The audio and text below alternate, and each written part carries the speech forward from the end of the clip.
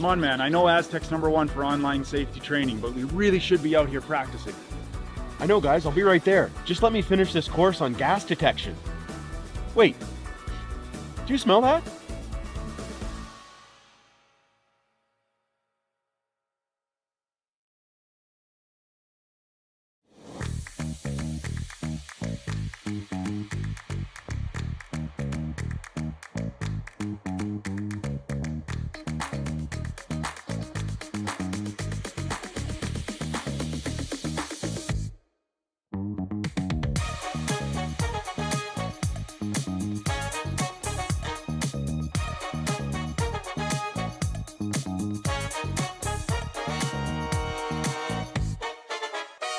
Driftwood Brewery, Esquimalt, crafting world-class beer since 2008. This is where beer is made. With care, intention, and respect for the process, every batch reflects the place we're from and the standards we hold ourselves to. And this is where it's enjoyed. Our tasting room, offering a rotating lineup of West Coast favorites and seasonal releases, right here in Esquimalt. Paired with Thai-inspired food from Dumpling Drop, we're open 7 days a week. Driftwood Brewery, great beer, confidently made. Cheers!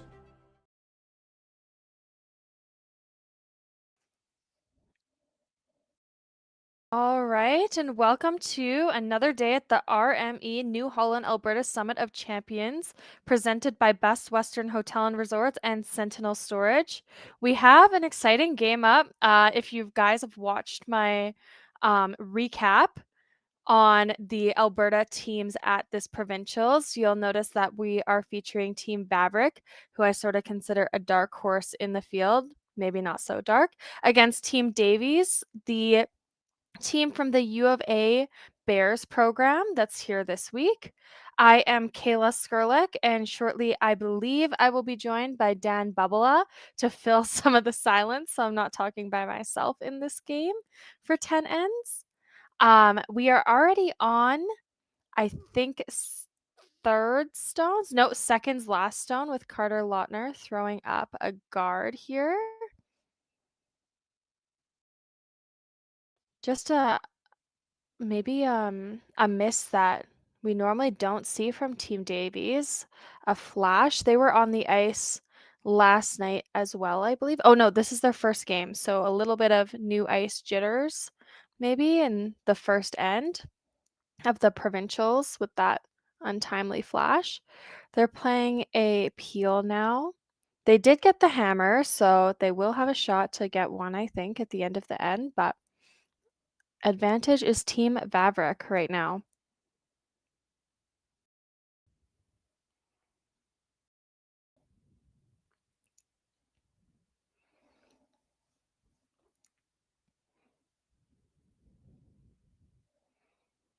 No troubles there, just an easy peel, and Daylan's putting back up the guard.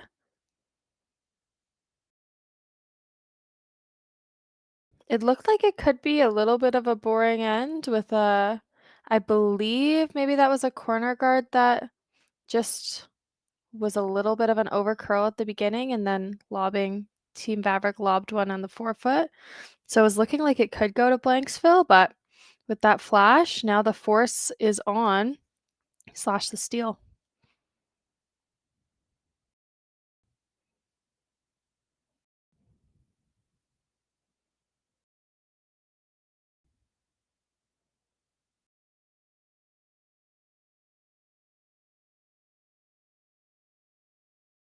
All right, no mistake there. The guard goes back up, and we've got another peel.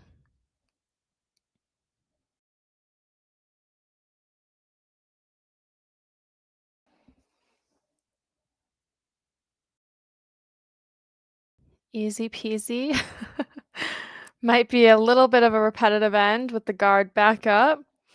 Might take this time to introduce the teams. Playing for Team Vavrek, the ones throwing right now, we have Tristan Steike playing third, and then Carter Lautner playing second, and Evan Asmussen playing lead for this team, and of course, Daylan Vavrek skipping. On Team Davies, we have Zach Davies skipping the rink with Ronan Peterson playing third, Will Butler playing second, and Adam Nogler playing lead. Hopefully I didn't butcher that too badly. This card is not curling up for them. So that'll leave their shot stone wide open and give Davies a chance to come around and maybe turn the end around with this hidden roll.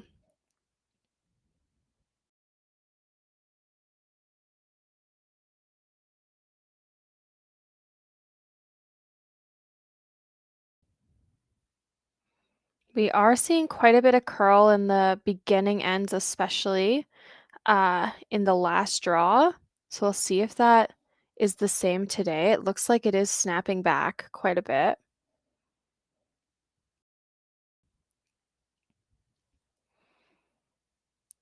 And really coming down, I think that was supposed to be a hidden roll, but ended up just tapping. Not a big deal because they got shot rock and they're buried behind the centerline guard. So I think Daylan's going to have to play the run back.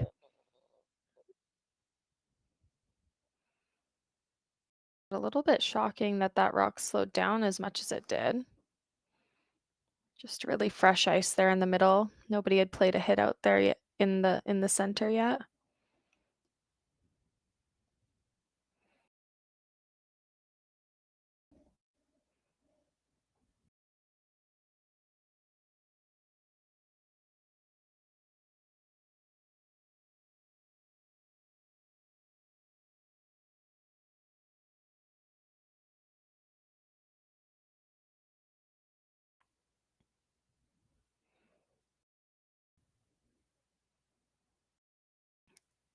All right, and just to clean, oh, we got the sweep on it now. And just over curled to miss that and leaves the centerline guard guarding their own. So not a terrible outcome there. Now that it looks like Daylan's rock is fully buried. Team Davies will have a chance to draw another one in behind. But yeah, we're just seeing a little bit more finish in these early ends than maybe the teams are predicting.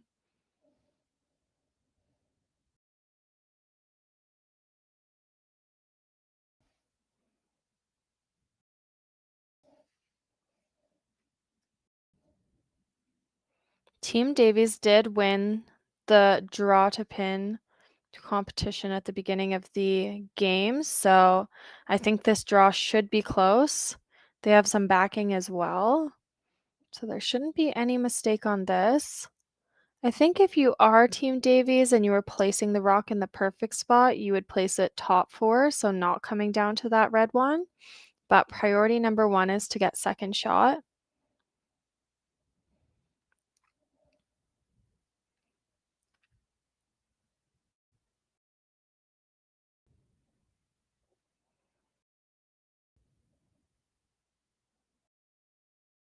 I think just an easy clean. Maybe sweeping now. But it looks pretty good.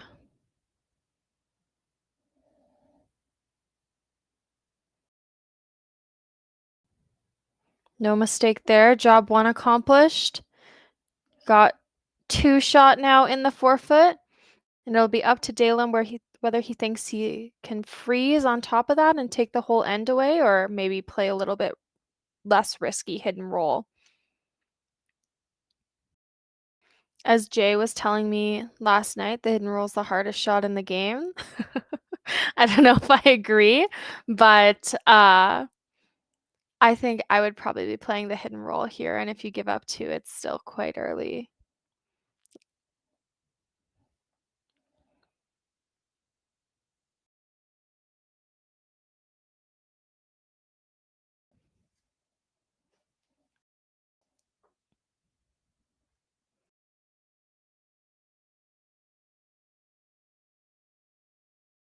The only other shot I see besides the hidden roll of the freeze is maybe a really thin double, but I think it's a bit early to be playing that.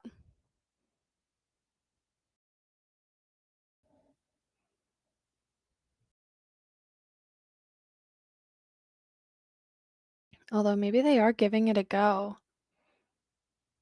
I think they are. It's really close. Easy. Maybe it's not too early for the double. Great shot by Daylan. Ended up staying buried, I think enough to not have a blank attempt. Maybe if you're gutsy, you play a blank on that, but it looks like it'll be a force. Excellent shot. And really good manage. On those doubles, you just sort of have to go for it and know you're hitting it really thin. And they went for it. It was as thin as it could get.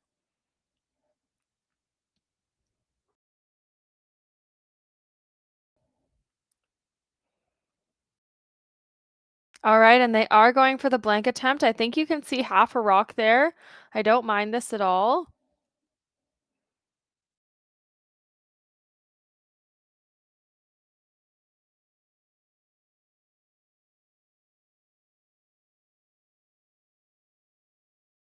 Just a heavy clean for now.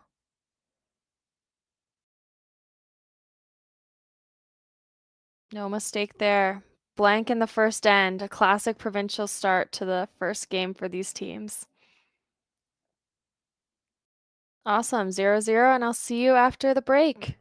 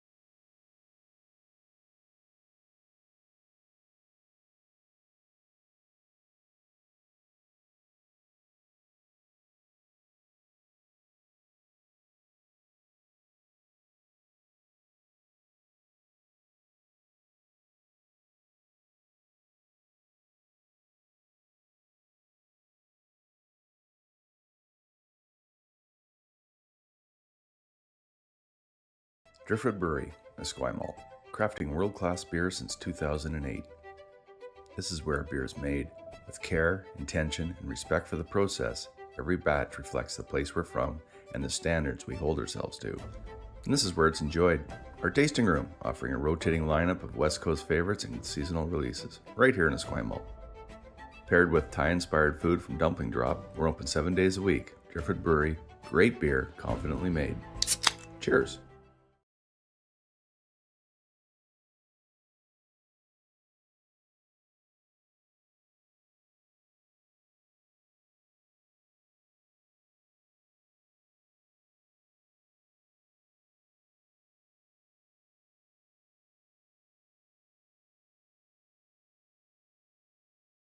All right, and we are back with second end action. I do not think this end will be a blank, which is great news for me commentating alone.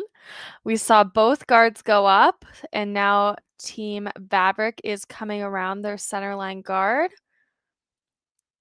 A couple of things to point out this year at Alberta Provincials. This is the first time I'm seeing it in a long time, but there's hogline officials, I believe, on all the sheets, at least on one end. They aren't using the lights this year, which normally they would be because of problems I believe they had last year with the lights, which I can attest to on the women's side. There were a bit of issues with at least women's provincials with the lights. So it'll be interesting to see if the umps pull any. A little bit of a mistake from Team Vavrek coming a bit deep gives Team Davies the opportunity to lob a good one in the forefoot here.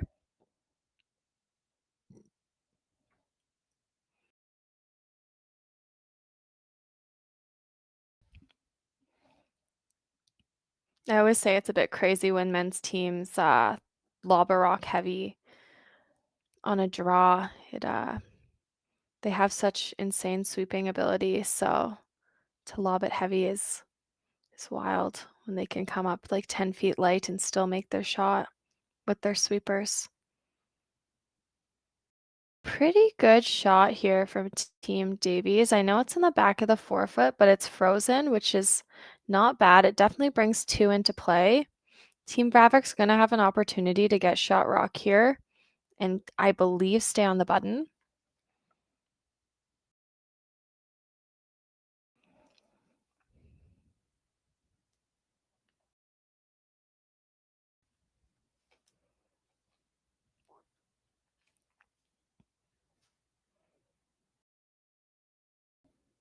Sweeping it the whole way. Maybe they heard me trash talk the men's teams for coming in heavy. There's no mistake on that. That's pretty good. That's a solid rock right there from Carter Lautner.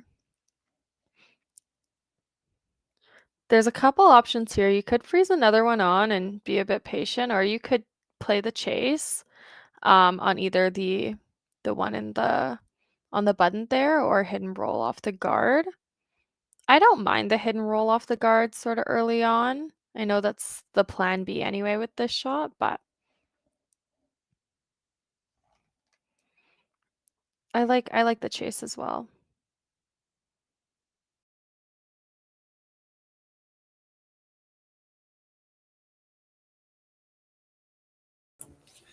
Hey, Kayla, this is Roy McCusker on the cameras here. Hey, Just thought I'd keep you company till Dan shows up. that's great news. Yeah, Not and me just I wanted the audience to know, I'm going to zoom in here. Every one of these Curling Alberta stickers on the handle was placed there by Kayla Skurlik over the last few days. It's a hardworking volunteer. Oh yeah. Doing the hard stuff, putting stickers on rocks. It's the unsung heroes really that make these events work. Sticker putter honors. I do also want to shout out the local volunteers. There's a lot of guys that helped me hang cameras. Curling Stadium had a very busy few weeks here, getting from BC to Alberta to Northern Ontario. We're covering a lot this week. So big shout out to the volunteers that helped us set everything up. Yeah, big shout out all around to the volunteers. They also help set up a ton of the ice stuff all on Saturday and Sunday, which is pretty much the holiday season still. Yeah. So they were working. I put stickers on rocks, but they did all the hard stuff, rolling out the carpets, installing the ice, setting up all the bars, which are so important. So no, they did all the work here. This is a great event, this Alberta event. I've been doing it for a few years now, and it's just the vibes are excellent. People are serious about the curling and the venue, but everyone's real chill and making sure everyone's having a great time doing it.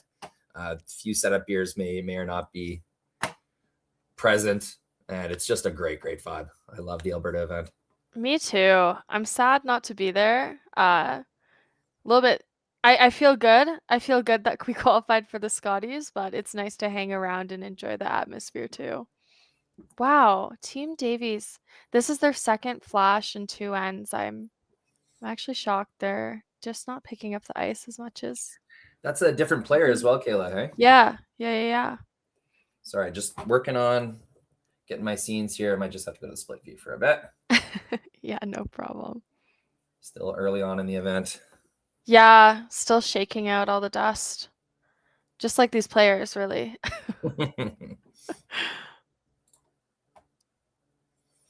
No, I highlighted Team Vavrek as a team to watch this week at the provincials. They've had such successful runs in the round robin and in the triple to make playoffs, and then they haven't quite made it past the 3-4 games. So it'll be interesting this year. Alberta men's provincials is, I think, as wide open as I've seen it in a really long time. So maybe since last year. Last year was wide open as well, but we're used to seeing Kevin Martin, Brad Jacobs, Kevin Cooey, and now there's only one giant in the field, albeit some really good up and coming curlers. You have alluded to, the undeniable golden era of Alberta, curling, men's curling especially. That was really fun to watch, especially back in the day where there was no Team Canada at the Brier. There's only one representative. So only one of Furby, Cooey, or Martin was going to the Brier each year, which is kind of sad. I'm glad that we changed that up because that should never really happen again. Me too. Me too. I like the change. Obviously, I like the change. I'm in the I'm in the wild card spot this year, so I'm pro change. Little especially bias this year. opinion Yeah. there, Carol. But no, I agree. I agree. It opens it up. It gives Alberta players a bit more of a chance. I know. I remember talking when we had just joined women's and men's curling and sort of aged out of juniors that it was easier to go to a slam than it was to win the Alberta provincials, and I think that's not the case anymore, just with Team Canada and then the wild card slots being predetermined. It's a little bit easier, but then we come here and the teams that are playing in Alberta provincials are just so good. The depth is so good in Alberta, so it's still going to be tough. Sorry, I've been distracting you from calling the game, which you've been doing a great job at. We've got a sticky end here for Team Davies. Yeah, just that flash has come back to punish them, and then they couldn't make contact on the run back. They have another chance at a run here. We're gonna see. He's holding it. Just over curled. Oh no. That's devastating. It's almost better to peel that than to leave it there, but Team Vavrek's gonna take a huge advantage if they end up lobbing one. I sort of like lobbing it in the top 12, just a bit overburied, and then that run back is like close to impossible to get rid of all three rocks. But if they come in top 4, it's not the worst. Little bit saving grace there, was able to sweep it hard enough where I think, can they just see enough of that yellow to run it back again if they had to? Yeah, it's almost framed, so maybe a blessing. That's exactly what you want your third to do, just frame a hero shot for the skip. So maybe that's exactly what Zach needs to make something huge. There will be, if Daylan puts it top 4, like fully in a line, there'll be a triple and he could stick around and change the whole end around because he is hanging on there in the back. So I know it's not looking like it, but 2 is still in play. Just depends where Daylan puts it.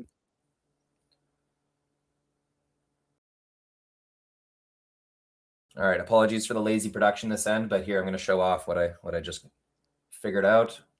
We have the overhead. Oh, so it was worth it. It was all worth it in the end. Perfect. That looks great. Oh, thank you. Just gassing it. Thank you, Ken. Coming right into freeze. Okay. Okay, there's no triple, but they can still run and stick. It's literally framed now. So it's a bit of a dare to your opponent when you come right in like that. So Kayla, you were suggesting coming top 12 that like kind of defends the steal of 1. But every time you decide to pile him in the forefoot like that, well, if I get one more miss, maybe I'll steal 2 instead of 1. It's a balance. I agree. And if Zach doesn't make contact in the house on this one, then it's really paid off. Like steal a 2 looks pretty much guaranteed. But if he does, then 2's back in play all of a sudden. Zach Davies, I used to, when I do this event, I do little pregame interviews with each skip. He comes off as really like sports obsessed. Like he knows athletic, all the psychology. I think he watches a bunch of different sports as well. So the big shots, big moments, I don't think it bugs him too much. I think he likes throwing stuff like this. That's awesome. Hey. Yeah, it's scary to play against a skip like that. Hi, Kayla. I made it. Hey! Hey! Just in time. It just got interesting. Yeah. Oh, that is probably the worst miss Zach could have made. Just tight, but tight enough that it ticks another rock, I think, to be shot. I don't know if it'll matter in the end, but still leaves the guard to bury most of most of the rocks on the button. Hey, Dan, I was just keeping your seat warm. I'll go back to jockeying cameras. You guys have a good game. Thank you. Appreciate that. Thanks. Yeah. Good morning, everyone. This is Dan Bobola from the Okotoks Curling Club. I had a delayed entry here, a little bit of mostly due to me being not very tech savvy, and partly due to having to do the MC work to get them on the ice. But yeah. Yeah, you have too many jobs, Dan. That's the problem. Yeah. It's been an interesting game so far, Dan. I know the first end was a blank, but it was a fun blank. There were rocks in play. I did see it as I was walking back and forth. Yeah, there was definitely a little bit of action. It wasn't a boring, a pretty. It wasn't a blank end. It was a bit of work to get that blank end in there. Yeah. Daylan had to make a pretty tough double in the first end to get that blank. So definitely pretty fun. And then a few misses from Team Davies. It's looking like Daylan's gonna get a chance to just lob a guard up in front, and Zach's gonna have a really tough draw for his one. Yeah, it looks like Davies is going to be in a situation of just trying to do some damage control. Yep. Yeah, I would agree. It's interesting how that works. I think the odds are still that if you blank the first end, you get forced in the second end. So I wonder if that's going to be the case now. I think that's where Daylan wanted it. They talked about maybe having a guard a little bit wider to block the draw, but that's pretty close to where he wanted it. Maybe top 12 a little bit higher. It looks like there's a triple, but it's for steal of one. Like that rock in the back will still count. So pretty much guaranteed the steal with that.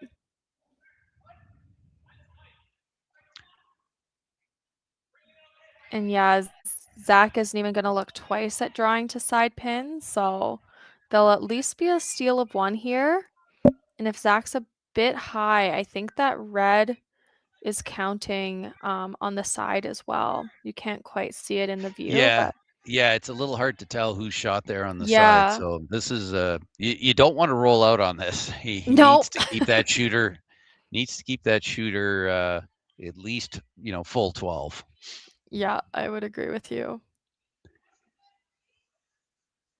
Yeah, and this is the first time throwing this this intern down the center, so we'll see what it does.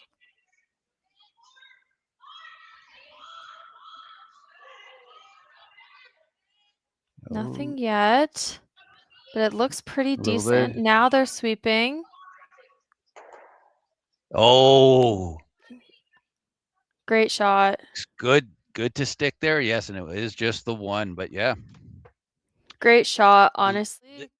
Limited the bleeding there. Yeah, I think he was happy for a steal of one. Oh yeah. When that was all they would have paid for a steal of one at that when he went down into the hack there. Yeah. So it is a steal of one for Team Vavrek.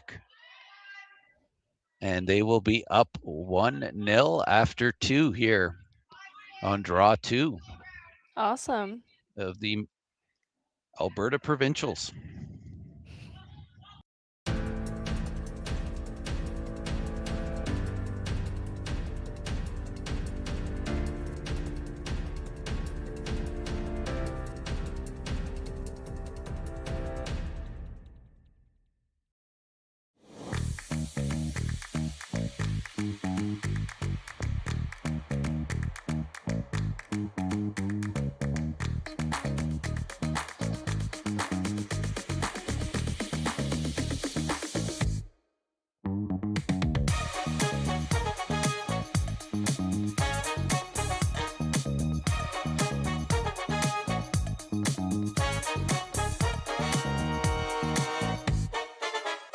Welcome to the RockShop.net, the official store for the Grand Slam of curling. Whether you're looking for the best hats, stylish clothing, fun toys, or unique accessories, the Rock Shop has it all. Shop Shop online anytime at therockshop.net for exclusive Grand Slam of curling gear, or come see us in person at your next event. Therockshop.net, where fans find their favorite curling gear. Aztec Safety is #1 for online safety training. Aztec Safety is the proud sponsor of the Aztec Safety Challenge, the #1 event on the World Curling Tour. And Aztec Safety has been a proud sponsor of Team Jacobs on our quest to represent Canada at the Olympic Games.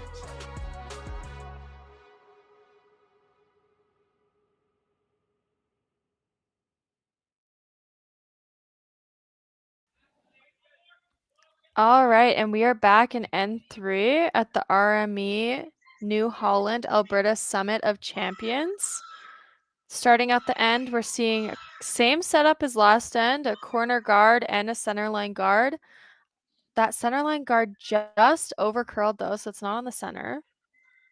Or under curled maybe. Apologies.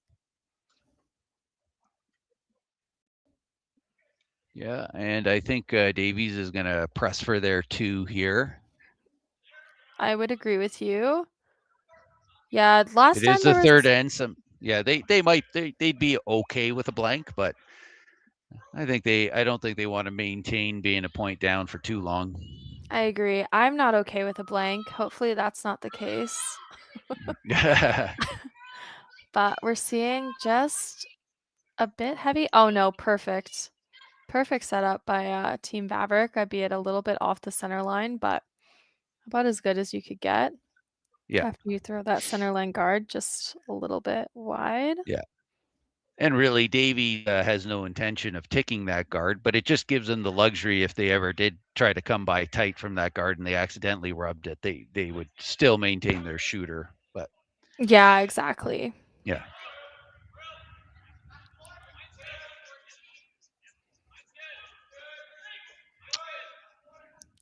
Seeing a pretty big sweep. I wonder if it will come close to that guard. It looks by, but maybe a bit light. Yeah, a little light. And Daylan looks happy to just put up another guard and let Davies have to do some work to get that rock off the 4-foot there. Yep. Yeah, it'll be a stack centerline guards. Pretty much 3 centerline guards up now. So, Kayla, I missed the first end here. I don't know if you've already talked about this, the news coming out about sweeping regulations. Did that get discussed at all here? No, God, I was alone, so I had no one to Yeah, no, with, that's fine. but... That's good, because for those of us that maybe just slept through the whole thing and isn't part of the email chain that announces this, do you want to talk about that at all, or do you know much about it? I mean, I learned about it the same way I think you did, Dan, just online. Okay. I wasn't part of the email chain either, but I knew it was in discussion. Yeah, there's just a couple of new rules that I think there was no in the online article. There was no date to when the new rules would actually be in effect. So I've got to assume it's immediate, like right now, that they would be in effect. But yeah, there's some new sweeping rules that don't allow for that sort of one stroke like knife that is slowing down the rocks, which we actually just talked about, I think, yesterday. I love that rule. I think it's very much needed in curling right now to limit sort of what the overall goal was of sweeping was getting a bit buzzy. So now it's back. I like it. Yeah. I think it's more in the spirit of curling to have sweeping before, like, either directionally moving a rock to curl or to keep it straight, and to, keep the rock going instead of sweeping to slow it down. Yeah. And as we see, Carter Lautner just replace the guard that got peeled off the shot before, and we're going to see another, I believe this is a double run back attempt. Yeah, at least a double peel. Yeah. It looks pretty close too. And there he goes, got the double peel, still leaves a guard up there, and Daylan calling right away for another guard wants to make sure that Davies doesn't have clear access to that yellow rock. But getting back to that sweeping rule, whenever these sort of rules, now they're regulating a motion. This isn't about the fabrics or the type of equipment being used. And whenever you're trying to regulate emotion, it's always going to come down to how do you enforce it. The devil's going to be in the details, and what constitutes a single slow stroke versus a plow versus any other kind of motion. So what the wording that's going to come out and how the enforcement is going to take place was really going to be key. And I understand what you're talking about with the spirit. It's just spirits are sometimes hard to enforce. It's you need at some point you need a bit of a clear cut definition of what is allowed and what isn't. So we're curious to see how that is worded and enforced.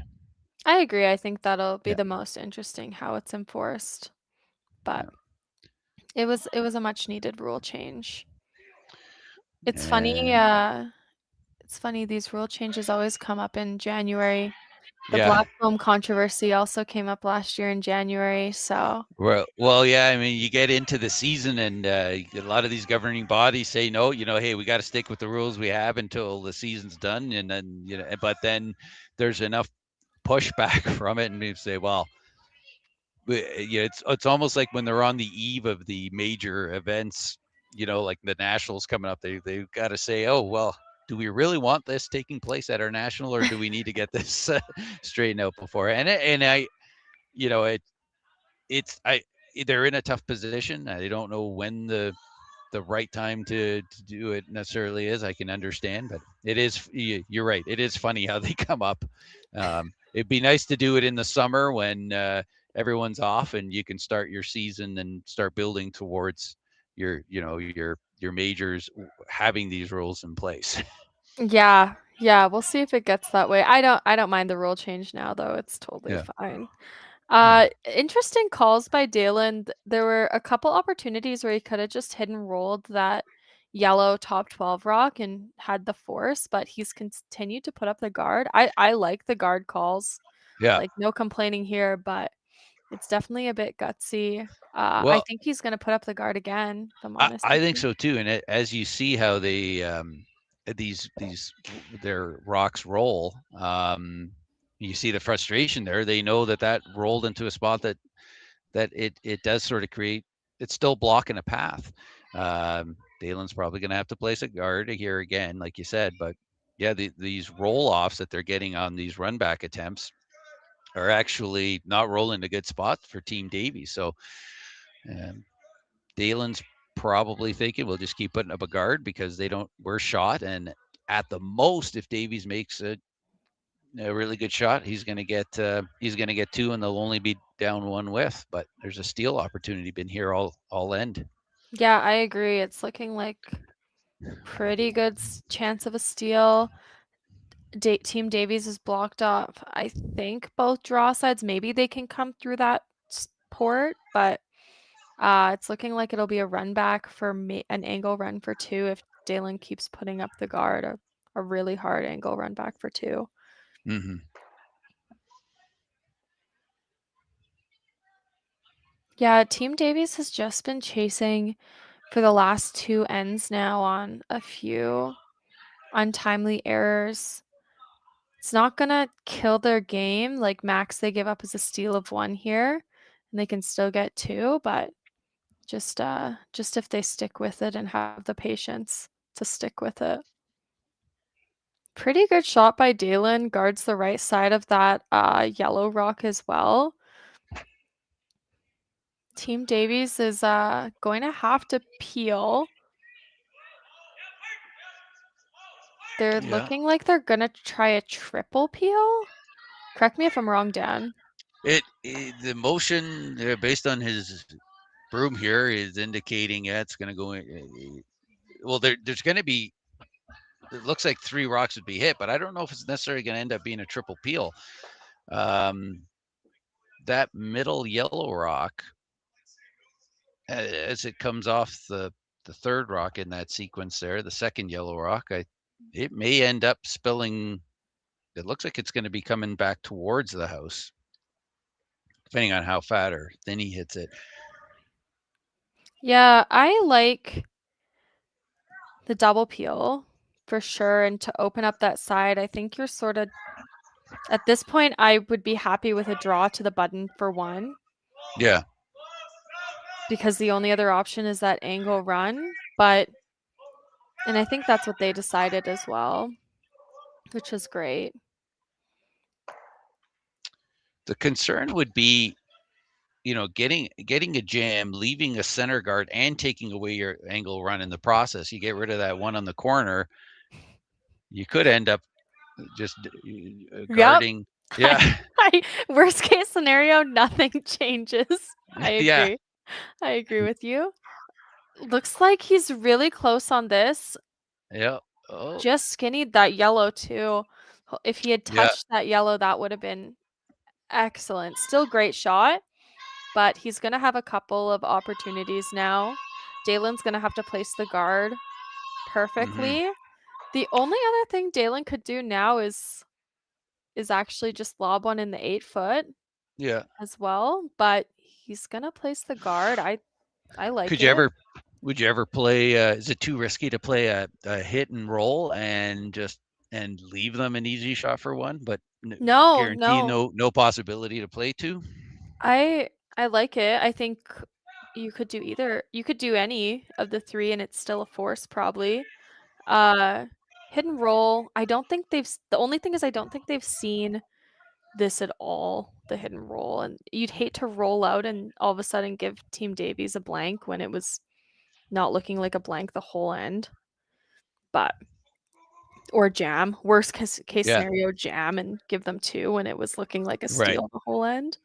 But I don't mind lobbing it in the 8-foot.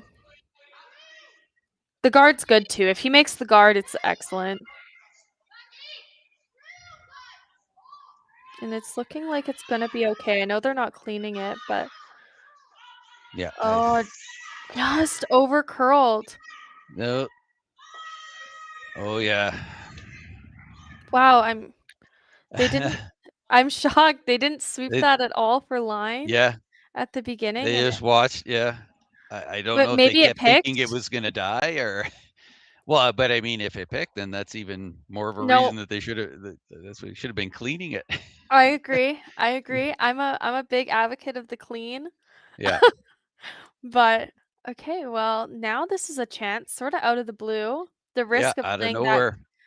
that guard is if you don't make it perfect, it's hard to place guards. So if you don't make it perfect, Team Davies was going to have this. But we will see. It's the first time they've played this path ever, because it's their both of the teams' first games as well on the ice. So it looks like a pretty easy short run for 2. Yep, just got to cross nose a millimeter. Yeah. Even if they don't, it'll be close, I think. But yeah, just probably okay with nose if you got the right weight for this. Listen, if I'm Team Davies, I'm happy with 1. It was looking like a draw to the pin for 1 the whole end. So if they get 1 out of this, it's great. Just cleaning the whole way down. It's floating back a little set on that. bit. We had a pretty strong set on that release there. I think it's gonna come back, but maybe. Just glances it, and it is a steal. Of 1. Another steal for Vavrek to go up 2-0 after 3 ends here at this second draw of the Alberta Provincial Championships. Awesome. Thanks, Dan. We'll be back after the break. We'll be back.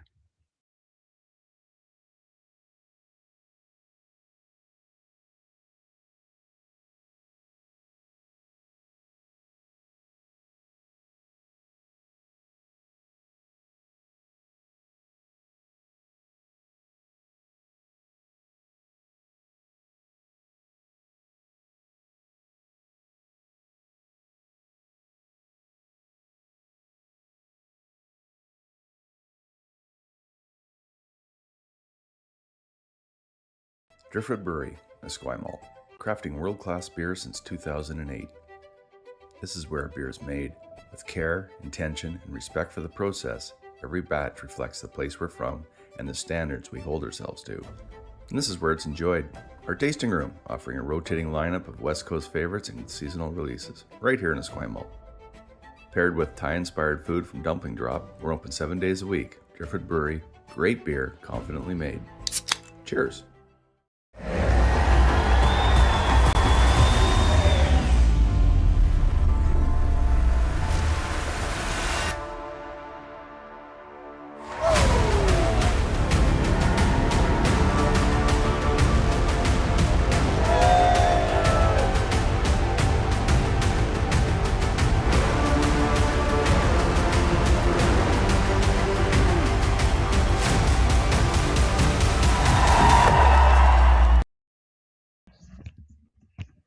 All right, and we are back in N4 action here. 2 steals by Team Vavrek in the second and third end have them leading by 2. Team Davies, I believe, will put up the corner guard, and Team Vavrek, no mistake there, touches the center line, and it's a center line guard up. We might have seen it, potentially we would have seen maybe a change in strategy from Team Vavrek to lob it in the top 4, but I like it, sticking with their roots.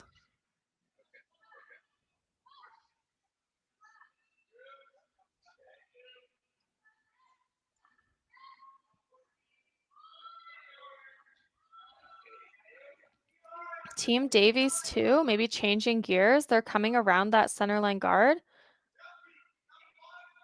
I'm a bit shocked by this. They should be gunning for 2, but maybe they're just seeing their box strategy isn't working as well as they thought it might. So they're changing gears to be the first one sort of in the rings.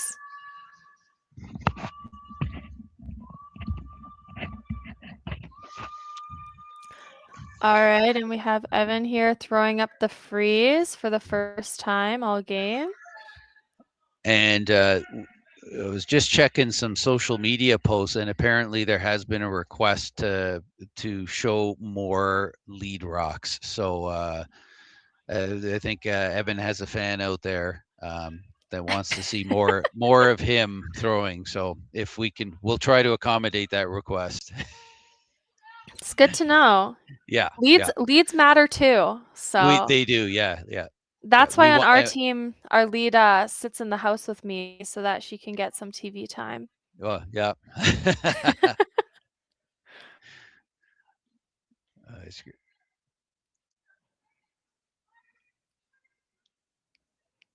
A little bit of a mistake too by Evan. It's lucky we saw these lead rocks this end, but came up just racking on his center line guard. It's giving Davies a chance to lob another one in the rings, but it came up really, really short.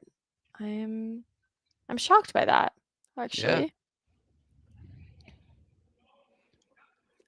All right, lots of guards in play now. I think Daylan's gonna have just a nose run back with Carter Lautner here throwing.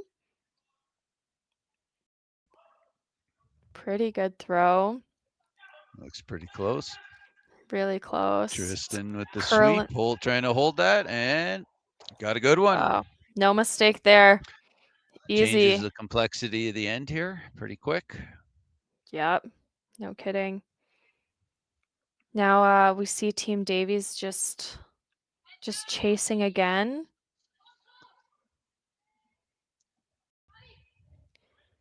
This is going to be just with no corner guards up, everything in the middle. It's going to be a hard way to score 2 or 3. You know, they're trying to be patient. There's still a long game left, but I'm really shocked there was no corner guard.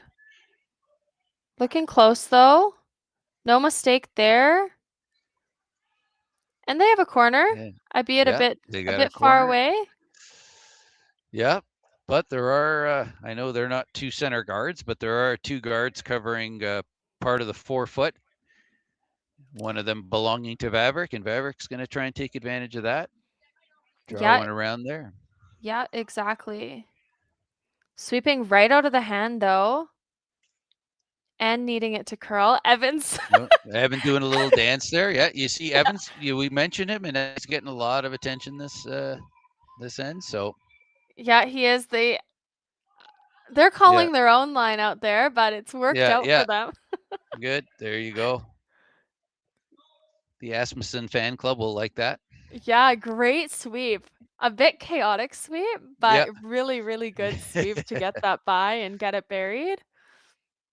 Team Davies being a bit gutsy here, coming around everything to sit in the 4-foot. Yeah, coming around. They got to get full 8-foot is now the target or the scoring area for them here. So they come around, sit. If they can sit full 4 and then try and figure out a way to get their second point later. Yeah. I mean, you can't just spend when you're down 2. You can't spend the whole game just peeling and trying to clear stuff. You're gonna have to go in at some point.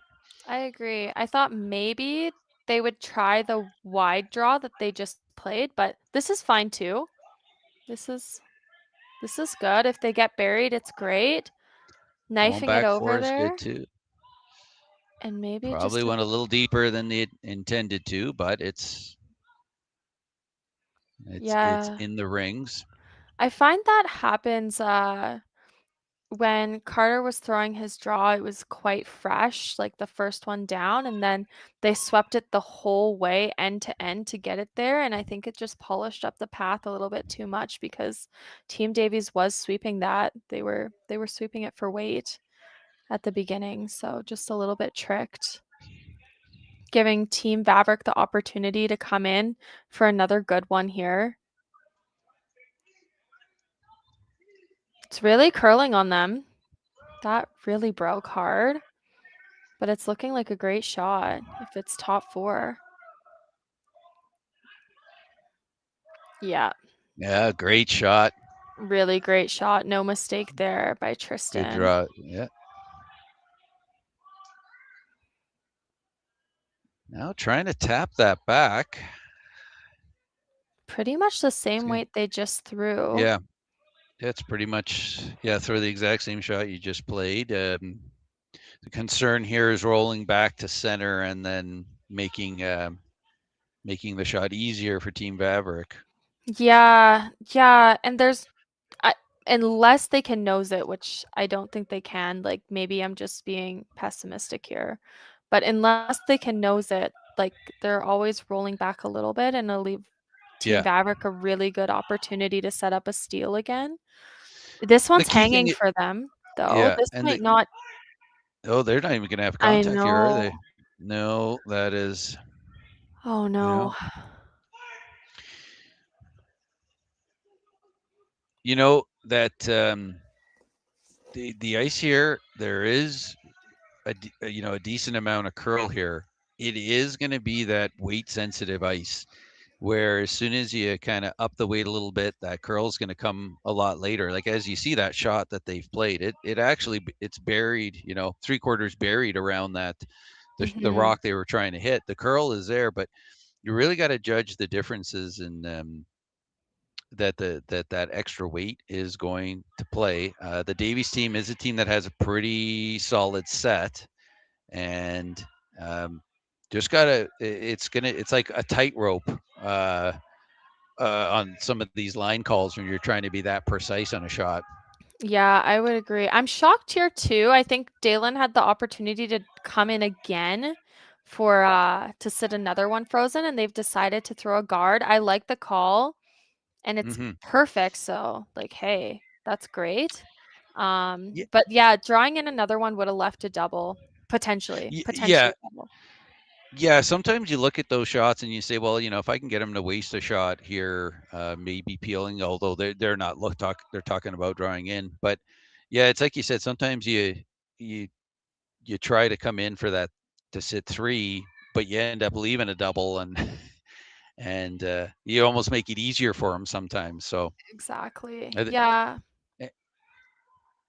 Yeah, I like the guard call a lot, and I like the come around call quite a bit as well. I think the Yeah. chances of you making contact with the run on the 4 rocks you need to make contact on, like, they're just not having that success with their run backs yet. Yeah. And is This draw this? looks pretty close if they can sweep it Yeah. there. They really got to go to get it there. I think it's just short. I agree with you. Yeah. Oh, shoot. Sort of Yeah. the I worst mean, case scenario. it's second shot, and it's over buried on that long guard, which would make any kind of a tap up potential really tough. Mhm. Yeah, I think they're It's looking at. I think they're talking more about what shots does he have, and yeah. then what do you want to take away? Yeah, I think he knows, like, they're gonna be playing Zach Davies is gonna be playing sort of a miracle shot for 2, like, there's not gonna be anything, uh, really that great, and Team Davies is going to want their 2, they're not going to wanna give up a steal or take 1 this end. So, Daylan's just trying to figure out which miracle shot Team Davies is gonna like better, and I think coming in top 4, if it's made perfect, is really, really good shot, but it has to be perfect, which is really tough, whereas the guard and the, tight guard zone to top 12 zone has more room for error for sure, but leaves a little bit more of an opening for Team Yeah. Davies. And I think, honestly, just, Daylan and the team's experience, Tristan Stenke, Evan Asmussen, Daylan Vavrek, Carter Lautner, they've all played in arenas. They've definitely had success at Alberta Provincials on the arena ice, and they just know a little bit more about exactly what you said, like how weight sensitive arena ice can be. And I think that's where they're seeing their edge against Team Davies quite a bit, who's a younger team and hasn't quite played as many Yeah. Alberta provincials and on as many arena surfaces as these guys have. Right. Here they are coming out wide to make this draw, or this guard here, I should say. Mm-hmm. And just it's pretty good. Like, yeah, it's actually really good. Like, if he came any deeper, I was afraid maybe Zach would have, an all you can see run back to maybe. He's got in a great spot, and as you can see, they walked right over to to look at that corner guard, which this is not an ideal sort of setup that you want here. And yeah, I don't know. Yeah, the corner guard is just not placed well enough that this in-off is easy by any means, and there's no slash really, so Yeah. it's a corner guard that What do you think? wasn't drawn there, but Yeah. it's tough. What do you think we're looking at? Quarter rock here to make this? It's Less definitely than that. less than that. Okay, yeah. Whenever you start getting into that thinner a call, it gets really tough. Yeah, you want to probably go to almost flash it, and then if you do flash it, it's you have one more shot at it. So, like, it's better that than to hit it thick, roll into the center, and leave yourself nothing on your last. It's almost difficult to hit it and roll through. Yeah, this one's over curling on them, which isn't that what you didn't want to happen there? Maybe it's gonna be okay. Looks okay. It rolled into the open, so I think we're gonna. Not terrible, but it's usable. But Vavrek's, they walked right over to it. They see the danger in that rock, and I think he just wants to eliminate it. You do have to be careful. You can't go high side here. Yeah. Looks like he can. From the hack, it's probably going to be edge to edge. Yeah, I think maybe there's some air. Maybe a little bit of daylight. it's very makeable shot. Very makeable Yeah. shot to hit and roll. I think if I were Team Davies, I'd already be visualizing the outturn draw to the side of the button there. Button. Yeah. What, and honestly, I know I said that Team Davies is gonna want there too, but to get one here and sort of change the momentum isn't the worst thing if Yeah. they make a peach of a draw. Like that changes the momentum from where the steal train has been happening. Yeah. They need a positive outcome here. They've I been agree. facing they haven't had a shot for 2 yet. This looks like it's going to be pretty close. I would agree. By the It's guard. Yeah, this is a good shot. excellent shot. Zach's gonna have his choice now. He could play that slash double or he could draw to the pin. If I were throwing, I'd just play the draw to the pin, but it's there for sure. Yeah. Yeah, and I think the team agrees. Can you hurt yourself playing that slash? I guess you'd have Yep. to get pretty wide. You hit that red rock kind of thin and go red onto yellow and give up 2 to 3. Yeah, you could hurt yourself. It's Yeah. probably 2, So, but I think can't hurt yourself on the draw. So no, you're already hurting. You already gave up 2 Yeah. steals. You just want to make a shot as a skip. Like Yeah. I don't care what shot it is. You just want to stop the steal train from happening. I'll see if I can get a time on this delivery here. I happen to have good views of the hog lines from where I'm situated, so we'll see what we can get here. Perfect.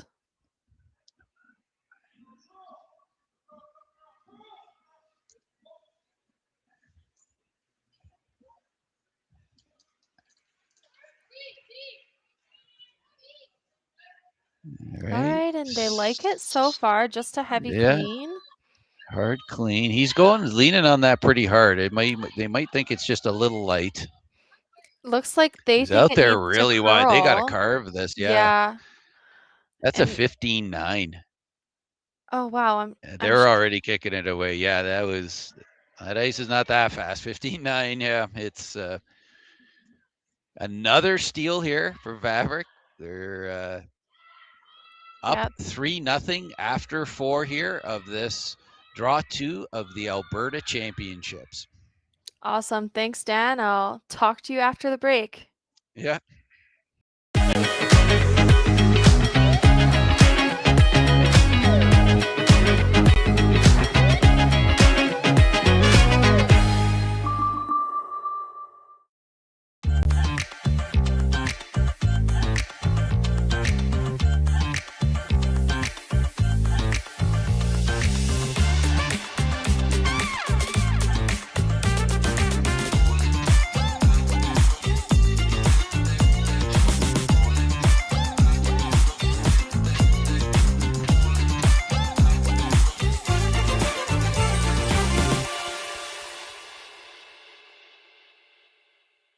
When I was younger, I thought purpose had to be big, like changing the world. But then there's the little things, like fueling someone's car before an early shift, or helping someone find the perfect bottle to toast a special occasion, making sure the shelves are full so a family can cook dinner, so those kids can have their favorite treats. Like giving back, like making everyone's day just a bit better. Maybe that's exactly our purpose. Developed over a decade in collaboration with the finest ice makers this side of the Atlantic, the Pebblehead PB5 is nothing short of a triumph of sophistication and craftsmanship. Weighing less than half its lumbering copper predecessors, yet boasting tenfold their durability, the PB5 delivers perfect, consistent ice, time after time. The PB5 by pebbleheads.com, the apex of ice-making ingenuity for the roaring game of curling. All right, here we are back at end number 5 of the first round action here. Second draw, but first round action here. Vavrek up 3-0 over Davies. And we are seeing a corner guard be placed. Yeah, so Vavrek draws in. First one goes top 8. Davies puts up the corner. Vavrek, is he going to put up a guard or is he going to? Yeah, he's going to go with a guard. Slightly off center. Yeah, Same centers. Yeah. I'm shocked this overcurled so much. Evan's first one there. I think it overcurled. It might have undercurled. Didn't see it for sure, but Yeah. It really moved on them. Yeah. And so the big question for Davies is, what are they going to do with their second shot? Are they going to? You think we're going to see a second corner come up, or do you think they're going to try and come into the house? If we assume that this is a guard. God, if I were them, we'll see where this guard goes. Now that we sort of see This looks like it's got a fair bit of weight. I think it's going to end up in the house. Yeah. If it ends up in the house, you gotta lob another guard, I think. But if it is a guard and it's off center, this will be in the house for sure, though. Yeah. It's looking interesting. For this, it's more like, do you put up the stacked guard or they're not even they're putting up going the guard. in. Never mind. I didn't see that. Of my predictions, like my options were going to be, like you said, the stack guard, the split guard, or with them going in, do you ever just throw like a backline waiter to try and stay frozen onto that top one? Which was probably a low probability. I didn't think they'd go in right away here. Yeah. The rocks that Evan threw weren't perfect, so let me just see. I think they could have threw another corner and been sitting in the 8-foot and had a chance on their next ones, but okay, buried. Third shot here. Yeah. Let's see. It's perfect. I don't think Yeah. Daylan can chase it. Although Daylan is sitting 1 and 2, he's gonna throw essentially a corner guard up. So Davies is gonna have a chance here, but I am really shocked they're playing it a bit different than I thought they would this end. Yeah. I know it's the 5th, but they're down 3. Yeah, this is going to be a tighter guard as well. Yeah, makes sense. Even if they go in here, it's not the worst, but they need it to curl. Dan, we did notice in the last game that things started straightening up in the 5th end. So we'll see if that happens again. Yeah. They're playing a run back and they're not planning to stick, I don't think. Maybe they are, and I just am looking at it wrong. Yeah, I would imagine that they would want to stick. They need Yellow Rock sticking around. I agree with you. This way, yeah. 100%. You're right. I don't know what the call is, but my suggestion would be that they want to keep as many yellows in the rings as they can, or in play as they can. And this one's just going to roll out to the boards. Yeah, and you see Daylan's didn't wasted no time. They knew exactly what they were going to do, and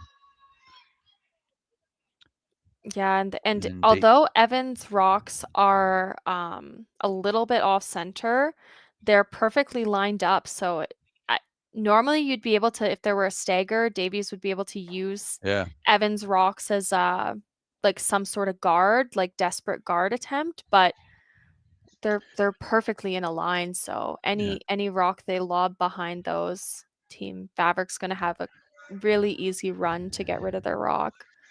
And so here Davies is going to be guarding third shot, and he knows full well that Vavrek's just going to peel. I think what he's counting on here is go a little later into the end, just having them exchange rocks and see if he can maybe make a double on those reds at some point. But like you said, it's going to be tough to do because of how well they're frozen to each other. Yeah. I think if you were Team Davies, Dan, how many more guards would you throw up? To be honest, I'd probably make this the last one. I'd almost I kind of would like to move those red rocks a little bit, and you don't even have to get them out of play.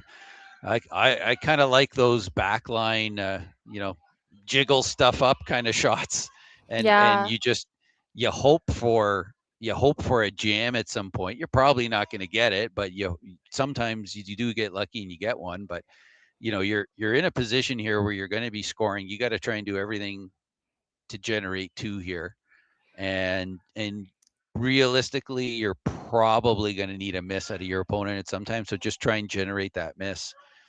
And to me, that comes from trying to make a play on those those red rocks now, not to remove them, just to move them around. I agree with you. I don't mind, although I just said the disadvantage, I don't mind. They're throwing another guard. Fair enough. I think this should be their last one. I don't mind coming around those red rocks on the next shot to be half open and then sort of tempting Team Vavrek into playing on those reds. They're just literally so perfect in a line right now that you need Team Vavrek to move them around for you. And I think they will if you're half buried / fully buried in the back 8 foot. So let's see what happens. That is a good option, is to try and draw around those reds. I think sorry, I was going to say it kind of comes down to personal preference, what it is that you like to do. I see that like it's a good outcome. I see that as being a little more difficult than trying to, like, let's say maybe throw a backline nose hit on that top one. But I mean, it's a better outcome if you make it. Yeah, maybe not too. Like, you have the main goal for Davies is to try to jiggle around the reds, whether you do it or Team Vavrek does it, and make sure you don't leave a double. Like, do not leave a double. That's all Team Vavrek wants. So and here you go. They're putting up another guard. So I think based on the conversation you and I had, we both probably feel this is too many guards, but we'll see what happens. Yeah, if Daylan doesn't peel, then maybe no. Yeah, if Daylan didn't peel this, then maybe we're wrong, right? Then if Daylan ends up trying to throw a guard on that, then we're in the wrong. But with this peel now, Team Davies is going to have to make a move, and unfortunately those rocks sitting on the 8 foot aren't in a position where they can be doubled out and you stick around. So we'll see. Maybe they have a plan though, and I don't mind a creative plan to make something happen here. And while we watch this peel attempt come down here, we'll just do a quick scoreboard analysis. We just have over on sheet D, Miller versus DeSkiffert. They are in the 5th end right now. DeSkiffert is up 4-2. Sorry, they just completed the 5th. Sheet C, we got Molding versus Lushak. Lushak is up 4-3 as they play the 5th, and they have no, that's scoreboard is wrong. They don't have hammer. Molding has hammer. We got the hammer in the wrong spot on that scoreboard, but and Slaczynski versus Hammond. Slaczynski is up 4-3. Slaczynski has hammer as they are playing the 5th end there. Awesome. And Vavrek was successful in his peel there. Davies now going to make the play here. So let's see. Can he get the double and stick? We will see. Maybe I was wrong on this one. And not bad. Didn't get the double, but didn't get the double. The problem is, I mean, he's sitting 2. I think he's sitting 2. It's close. Mm-hmm. But it's a fairly easy double for Daylan right now. When I say fairly easy, it's definitely a makeable double. Definitely makeable. But you never know.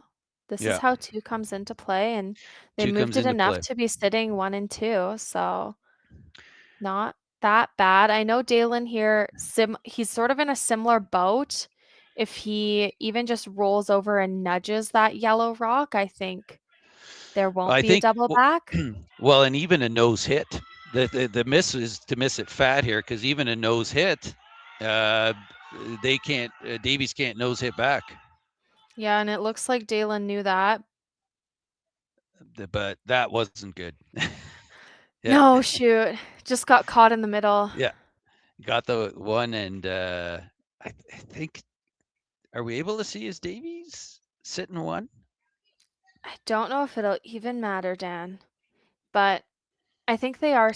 Well, I guess it just not matters whether sitting he one. has the free draw or does he have to hit and roll here. Yeah, based on their looks like Team Vavrek is sitting one now.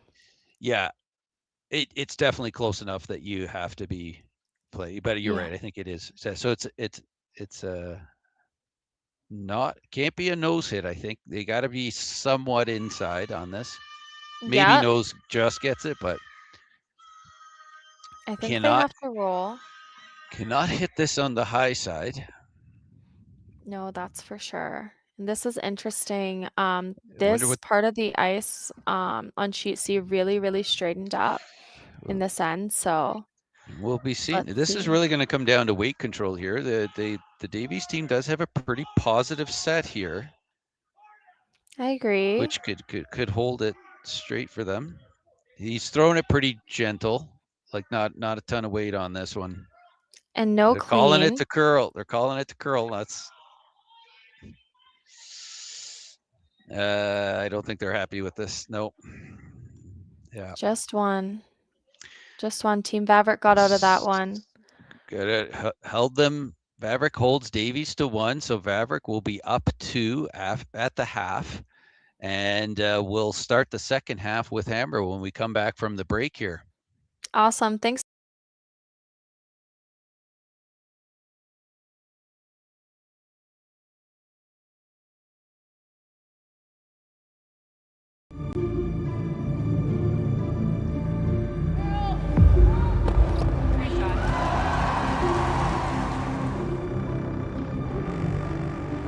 Yes. Throw in.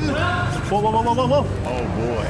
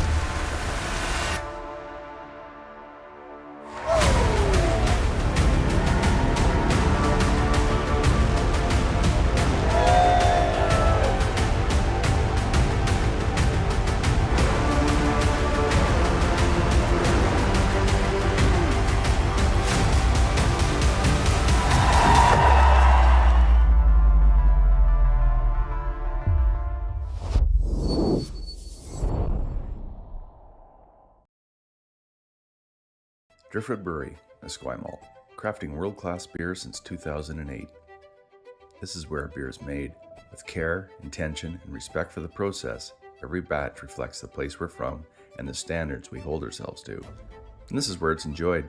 Our tasting room, offering a rotating lineup of West Coast favorites and seasonal releases, right here in Esquimalt. Paired with Thai-inspired food from Dumpling Drop, we're open 7 days a week. Driftwood Brewery, great beer, confidently made. Cheers. Yeah. Oh.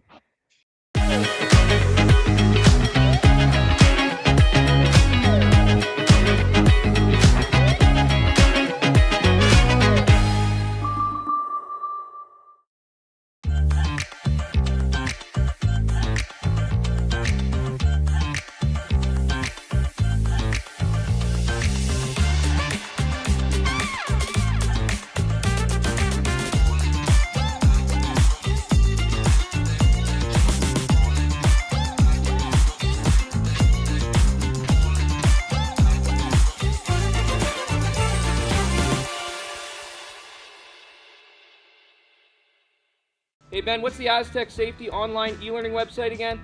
Yeah, that would be aztecsafety.com. Fire extinguisher and firefighting. We'll send that one to Paul. Ah, now here's a course I should probably take. Conflict resolution. Power line safety. Yeah, I thought it might help me with my line calls.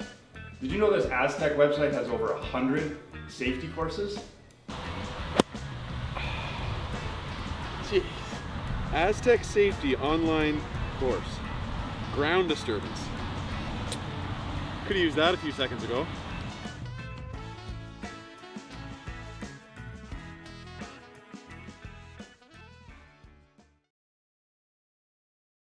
When I was younger, I thought purpose had to be big, like changing the world.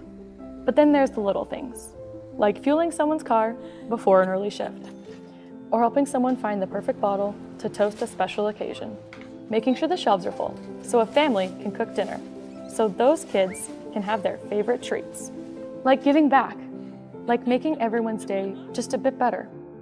Maybe that's exactly our purpose. No, Yeah, but fair. that's like 3 times that. All right, and we are back in action here at the RME New Holland Alberta Provincials.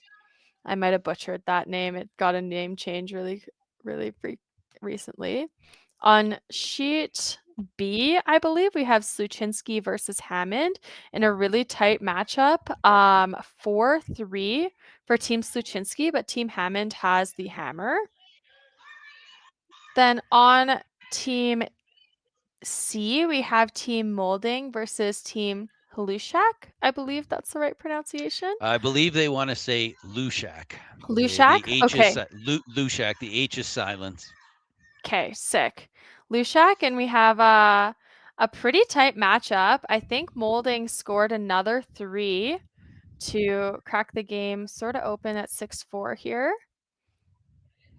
And then last but not least, we have Miller versus DeSchifford, and maybe Dan, you want to take this one? Yeah. So about to throw there is Abby DeSormo, and when I did the introductions today to the audience here of the players, I completely butchered her name, and so I want to apologize to Abby DeSormo, who's throwing right now. Sorry for getting your name wrong, even though I walked up, asked you how to say it, and I said it correctly in front of you. I made the mistake when we got up there, which sometimes happens. So, Abby, congratulations on being at Provincials, and I'm sorry for the error in pronouncing your name. Thanks, Dan. All right, and we have, sorry, what happened in that first rock with Team Davies? Was it thrown through maybe, or? You know what? I didn't see it. That's totally fair. Either yeah. way, a full 0 miss from Team Davies on their first. Maybe got tricked a little bit by the mop that happened in the 5th end break, and Team Vavrek took advantage by lobbing a winger out there on the side. Yep. Now they're going to come around, and Team Davies is going to maybe be doing what they're doing all game so far and just playing catch up a little bit. Yeah, and I think there, with 5 ends to go, you don't have hammer.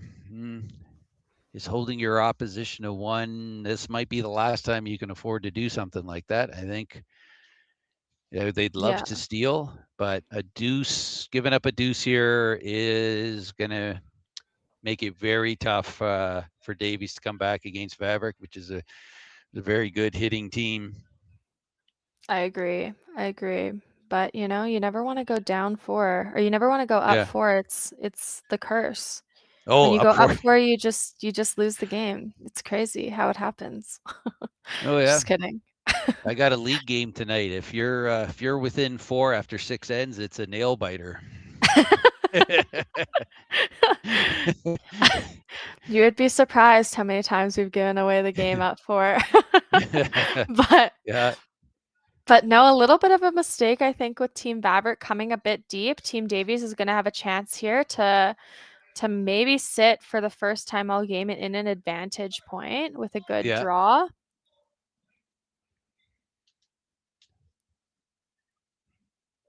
And it's looking pretty close, maybe a bit heavy, but it's heavy, but Davies is sitting shot for the moment, which hasn't happened in a while. yeah. Yeah, and Team Vavrek's going to chase. I think they can see a very thin half from the hack, but this ice is sort of made to chase, so we shall see. If they do catch the guard, it's not the worst case scenario. That's for sure. And it looks like Carter thought so as well. He's a little bit tight, and they're sweeping it the whole way. Looks really close. Yeah, no mistakes there. Yeah. Now, if you're Team Davies, you really want to steal. It's looking like that or a 3-ball, but maybe I'm getting too ahead of myself here. Yeah.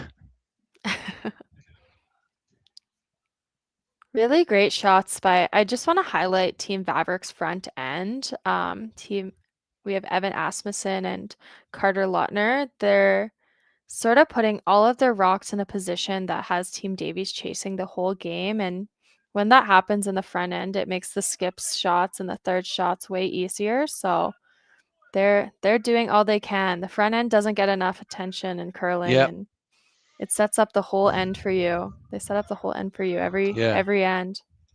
And, you know, this team does not play a lot on the tour. They enter a few events, but they tend to get. I didn't see specifically what they did this season, but I know that Daylan, being a farmer, he's got to deal with the harvest, and they kind of get a late start into the season. I don't think they play a ton of events, but they end up at provincials a heck of a lot. Yeah, they end up at provincials, and they end up in the playoffs a heck of a lot too. Yeah. Like, I think if you do the ratio, the amount of games they play, like, and how many of those games are at a provincial, they probably have one of the highest ratios going of provincial games versus total games. I would agree with you. Yeah, their season I think was a bit rocky this year. I don't think they played as much as they had the previous year. And they actually lost the first provincial qualifier and had to play in the last chance to get here. Yeah, we helped them get here. Thank you very much. I'm sorry. Yeah. This is part of my punishment for failing to qualify, is commentating on their game. Hey, it's a life I chose. It's okay. That's fair. I'm sorry to hear that. Yeah, they were a tough team to play in a last chance event. Yeah. They probably should have qualified before the last chance event, but they were on fire in that one. We saw Team Davies sort of an untimely miss. They had the opportunity to play a hidden roll back to the center and just rolled out. And now we're seeing Team Vavrek take advantage of that a little bit. Yeah. Laying 2, the blank is still very much alive. Maybe that's sort of what Team Davies wanted, looking at the 3 rocks in the rings. They had bailed on their steal attempt and went for just the blank, forcing the blank, as you would say. But yeah, they're just going to play this hidden roll now. But you know, a blank also, it just shortens the game for Davies. So oh, I don't disagree with you. And this one's really over curling. I think we might see a rollout. Maybe it holds on to the back there, but no, it looks like it pretty easily rolls out, and it's going to give Daylan a chance to put one in a spot that's a hard double. Now, if you're Daylan in this situation, would you ever just consider peeling out your own and going ahead and trying to get that blank? Would that be a poor strategy? Maybe. Would we ever see Kayla Skrillick pull a move like that at the Scotties, being up to with in the 6th? Listen, we could debate whether I want to come home with hammer tied or if I want to go up 2 without for days probably and have different opinions. But on this one, I'd probably lob it in the rings and at least make Davies have to throw a double to force me into the blank. To go up 5-1 in the 6th is a huge advantage that I think I'd take. Unless I was at the Scotties, then I would be avoiding going up 4. So I'd probably peel out my own. Just kidding. Yeah. And I think Team Davies is playing a hit and roll. The double is tough, really tough. So I think they'll just be hitting and rolling on this one.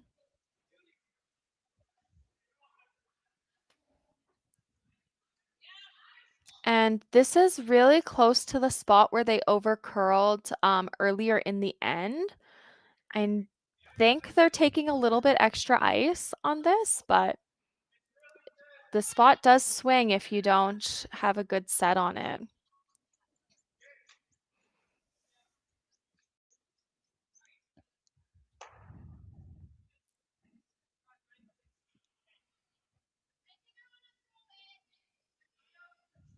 All right, they like it so far, just a heavy clean. Oh, calling it to curl. That seems to be a common trend here. I agree, but it looks like a pretty good roll. That's about as good you could have done, yeah. Yeah. Maybe rolled it a hair more, but pretty great. There's going to be a double. They actually over curled it. Yeah, they did. I would agree with you. Yeah, number 1 priority is staying in the rings, so totally fair. But yeah, just over curled the shade.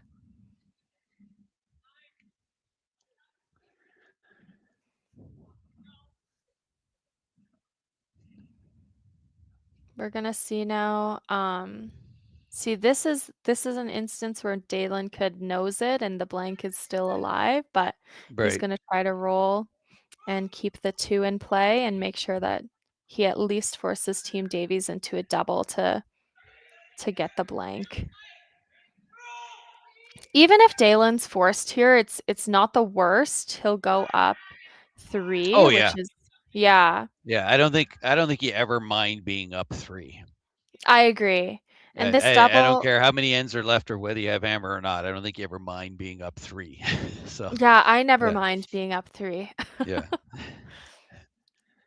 They did leave a double here, although it was pretty impossible not to be honest. But if you're Team Davies, do you ever debate nosing it and maybe forcing Daylan into a tougher shot? I don't think so. You never want to go. Well, if that was, I don't mind that sort of philosophy of making it tougher, but they should have probably been doing that a few shots ago, trying to corner freeze to something or trying to generate something that way.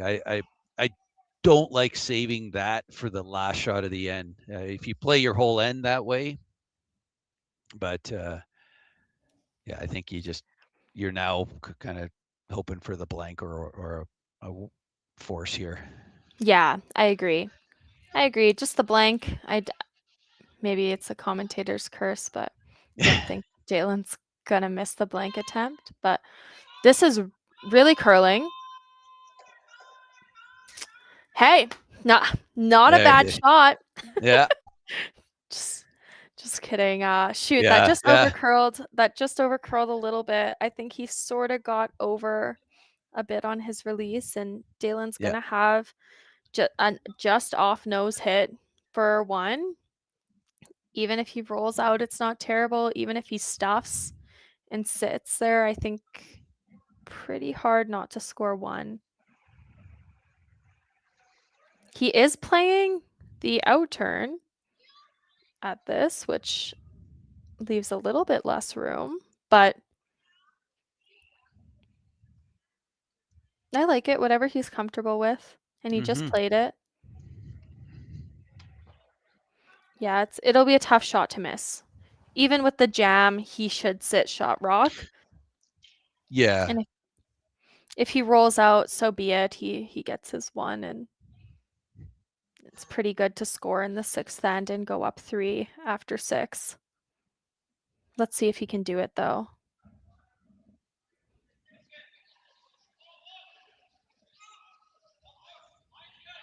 Looks like he's throwing a control weight here. Yep, and they're just cleaning it.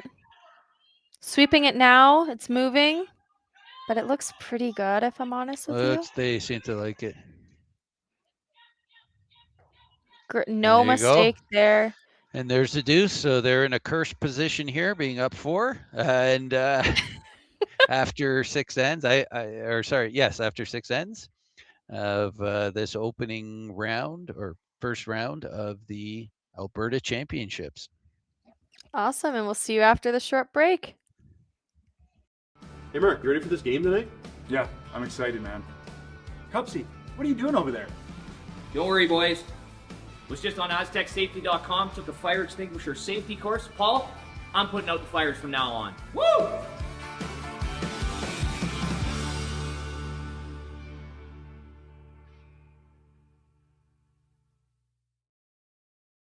Driftwood Brewery, Esquimalt, crafting world-class beer since 2008. This is where beer is made. With care, intention, and respect for the process, every batch reflects the place we're from and the standards we hold ourselves to. And this is where it's enjoyed.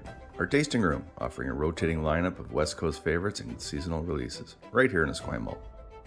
Paired with Thai-inspired food from Dumpling Drop, we're open 7 days a week. Driftwood Brewery, great beer, confidently made. Cheers.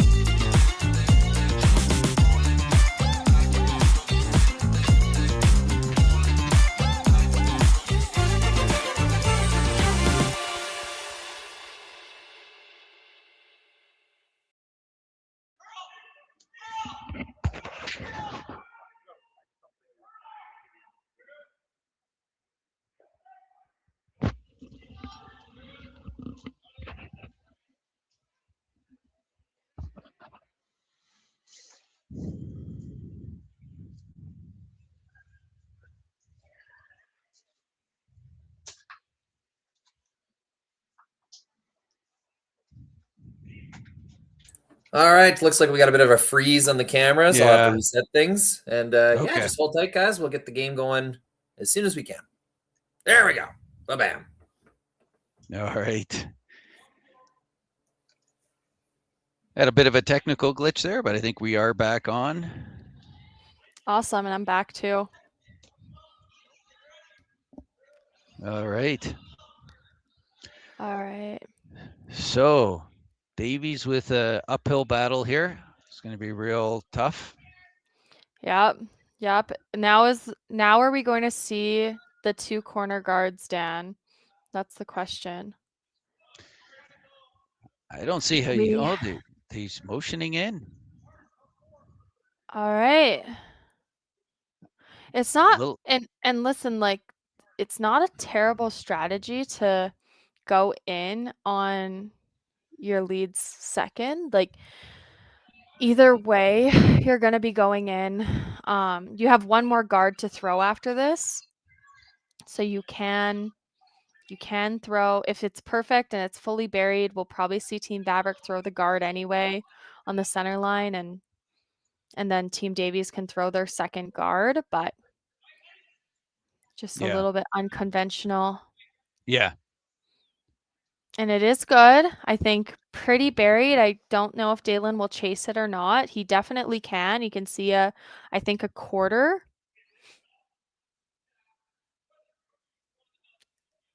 And yeah, I think. Yeah, it's. Yeah, if you throw light enough weight, like a hack or even a light board, even if you clip that that yellow guard, it's probably not going out of the rings. Yeah, you'd have to hit it pretty thick. So it's like you said, if he motioned for like a just through kind of way. Mm-hmm. And that is the problem with not throwing the second guard, is if you don't get buried, all of a sudden the shot is possible and you might not get the opportunity to throw your second guard. Mm-hmm. But it's not curling too much. Evan's trying to curl it over He's got to here. be close. And it's just going to hair it. They Okay. stayed in for third shot, and it's now it's pretty open. But now there's a couple of red rocks behind the tee line. Mm-hmm. So Davies probably has to take advantage of this. Yeah, kind of like you're probably going to need a bit of a freeze. A tap isn't too bad. Yeah, I like the tap. To sort of build the wall in the back of the 4-foot there. That makes it pretty scary for Daylan. Could you throw the well, what would be a right-hander's out turn to freeze to that one that's kind of on the side of the button there? Yeah, definitely. Like, yeah, that's a really good shot. Daylan will probably just peel it out if it's not perfect, but he's going to be doing that on. This is sort of a throwaway shot as well. I think they'll tap it into the hole there, and Daylan will peel out that yellow that they're throwing right now. It is over curling, I think, but it looks pretty close. Really, really close.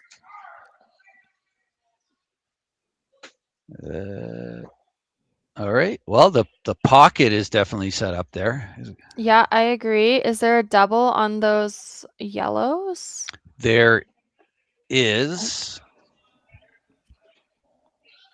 We might need the overhead angle. Oh, sick. It looks like, from my vantage, it looks like a fat half. Yeah, I'm shocked they're playing. Oh, but he's playing the guard. Okay. Yeah, it's a run, so they're trying to get rid of the one on the 12-foot as well, but interesting call. I don't mind it, but Carter Lautner with the straight peel there. Straight peel. I did like maybe moving that yellow rock, but on the center line, but not a bad call to play the corner guard peel, especially if like they were calling the run, so yeah, they were gonna get. It was essentially a double, just came a little bit wide. Then we got William Butler here now, throwing for Team Davies. Yeah, just a quick little tap, a little wobble, but I think he saved it. Yeah. Oh yeah, I'm very familiar with the wobble. So am I, to be honest. You need one at provincials just to prove that you're not always balanced, to keep you on your toes. You just got to get good at recovering from the wobble, and then you don't worry about it when it happens. I agree. Great shot. Yeah, it's a great shot. Nice tap. Really, really nice shot. The double's there now. So that's Daylan a hard. That. But the rock that was raised there by Butler is a tough rock to get rid of at this moment. I don't even think you can. Yeah. Actually, probably the only way you could do it is by playing the in off the other yellow, but you wouldn't do that now. It would just. No, for sure not. But that's a tough rock. I think Daylan's probably going to be looking at the force now, which is totally fine. And no mistake on that double. No. Double and rolled far enough out that I don't think that rock's going to really come into play. Maybe like you said, just on a crazy in off if Daylan has the opportunity, but Team Davies is going to freeze another one in there. The biggest thing is you don't want to come up heavy now. You don't want to move anything sitting in the back. If you're light and Daylan has a peel, he'll probably just take it instead of running it into the middle there. So sort of a risk-free draw chance that you can come up light on.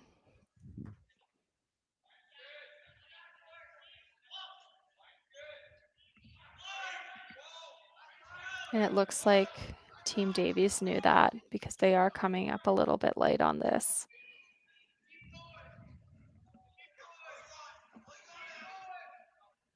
And it's just going to be a biting 12-foot. Does act as a guard. Yeah.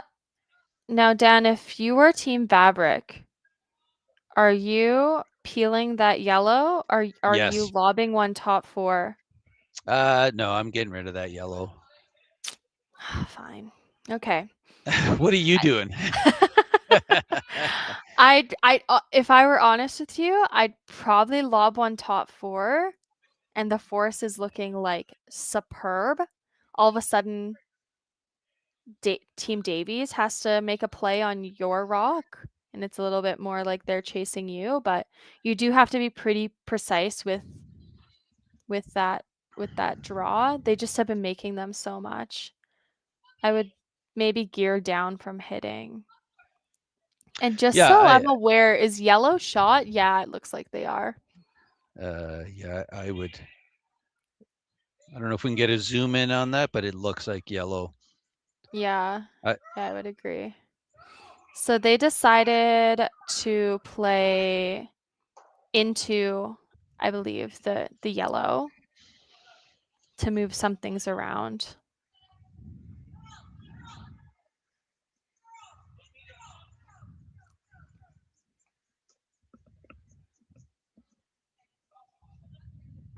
I don't mind the shot call. It's to me, I think it's riskier to throw it into the yellow and risk it jamming and both those yellows staying versus just drawing in there. But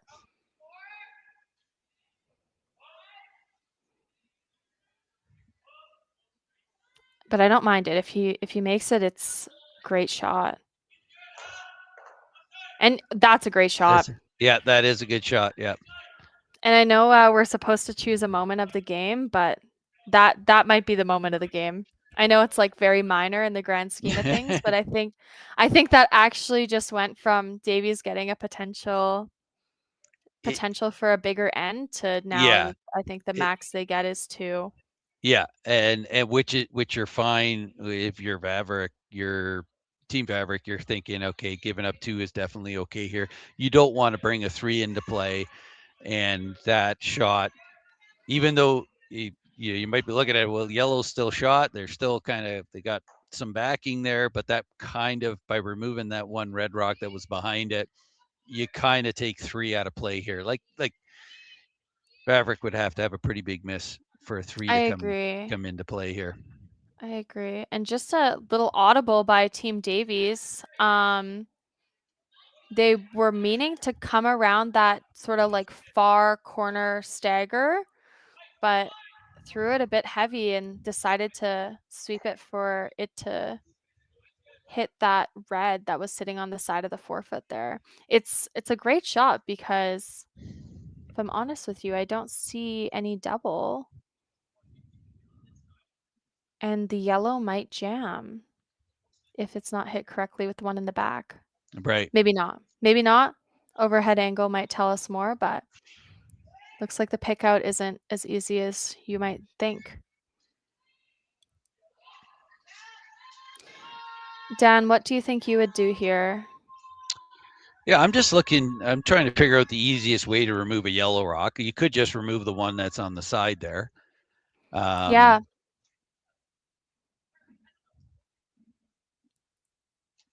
I would agree. I think you could nose it even. Like, you could nose the one on the side and get rid of your red as well, and it's not a bad outcome. I don't know if I like the little flop. I think it'll sit above T if it flops a little bit with the right weight. So if that's the case, I really like that. But I don't know if I like making a play on the one on the button right now.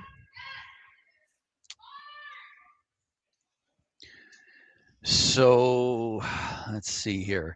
What if you... Okay, I know you don't get a double by doing this, but if you tried to imagine that red rock that's on the back of the 4-foot. Imagine that's not there and you were trying to double those yellows.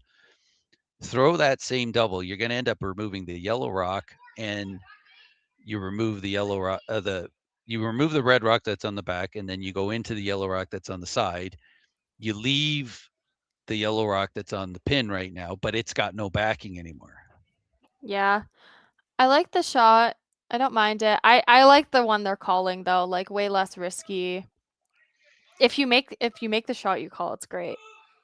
But Yeah. if you don't make it and you hit it a bit thick, and all of a sudden you've jammed and you leave 2 yellow rocks in the rings, then a 3 is in play when it hasn't been in play.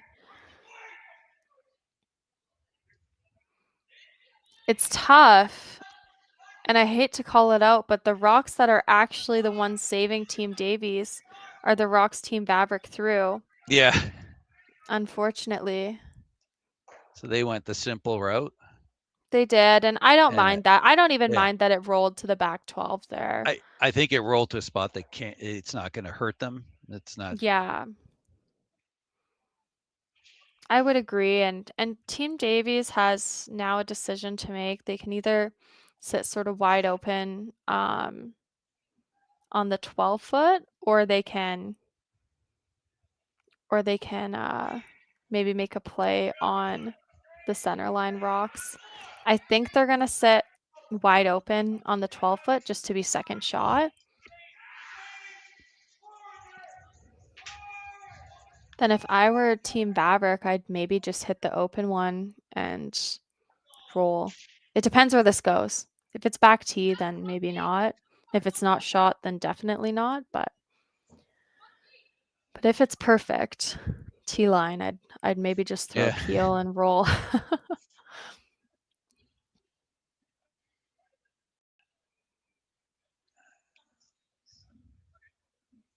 Either way, it's looking like a 2 for Team Davies right now. And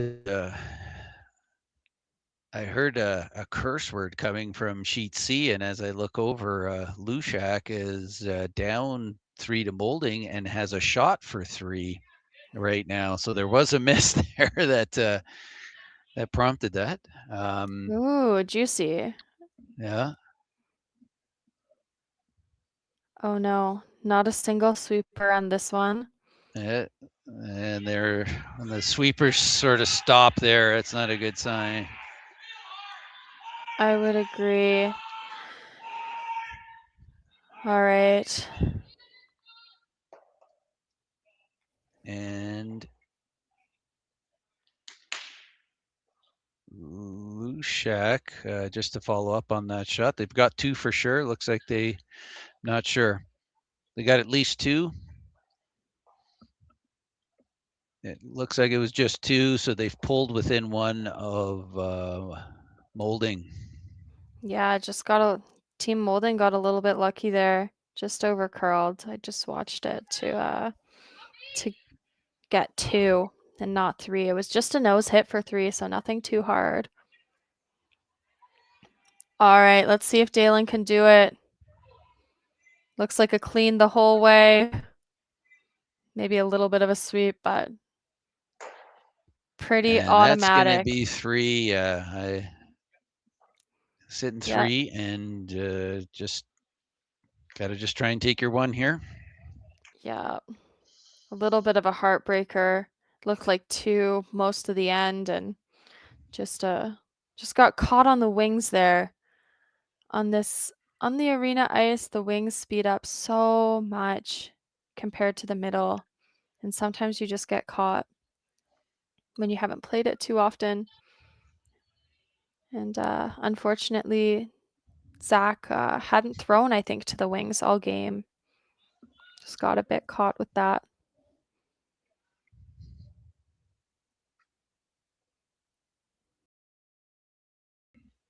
Here we go with the open hitting stick.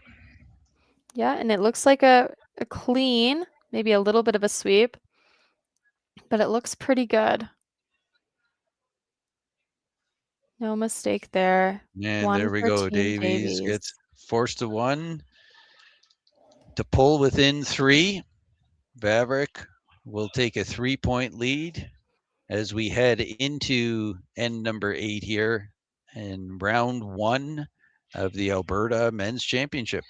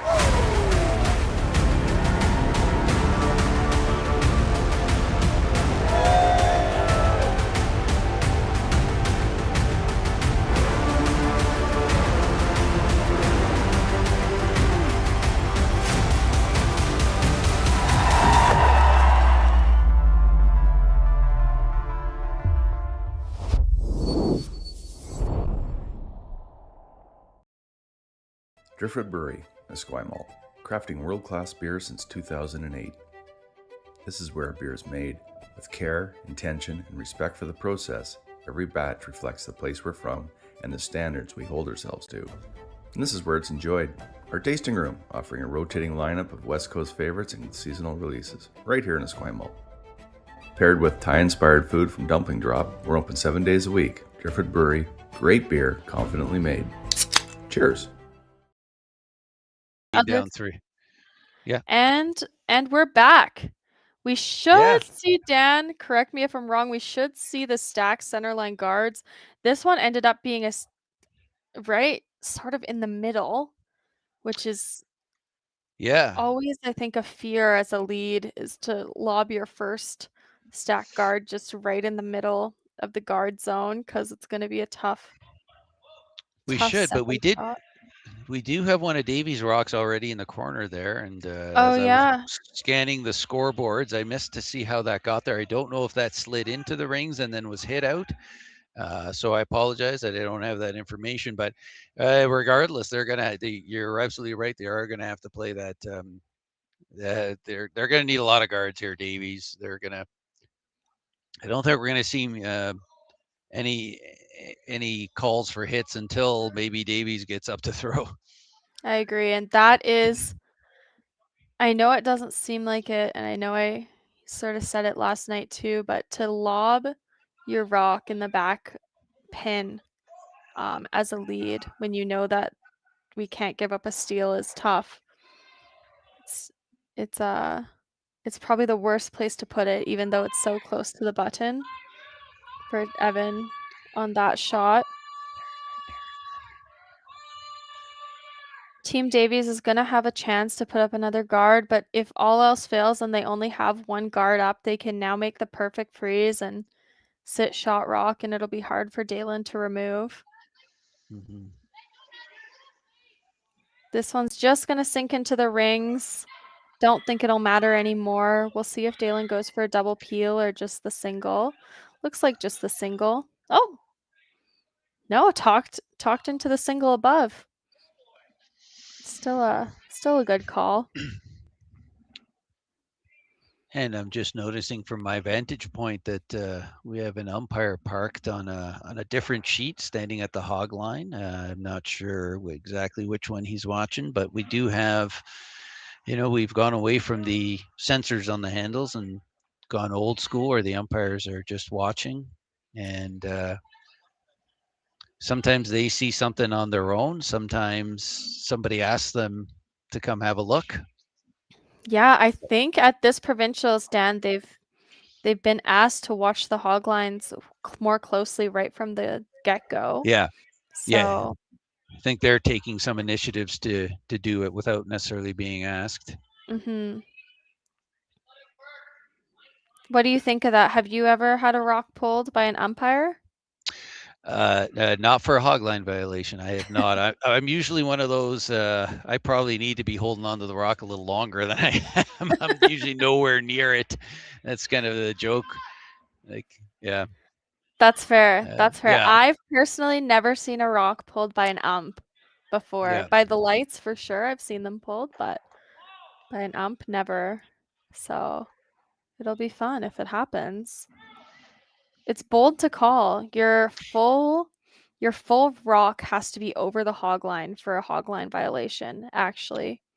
So I would, if I was an ump, I would have to be 100% certain that you're over that. And I know sometimes people look over and then you kind of look at it on a replay and it's like, well, no, their hand was actually off it. They just were kind of hovering over that handle a little bit as the rock came over. And, it comes down to opinion. I don't think it's the intent of it is meant to be to the millimeter. I think it's what we don't want. We don't want people sliding with half their body over the hog line and stuff. And you do want to keep people honest, and sometimes just having that umpire stand there makes people say, oh yeah, I better be careful here. I probably was pushing my luck a little bit there. Yeah, I agree. Yeah. I agree with that.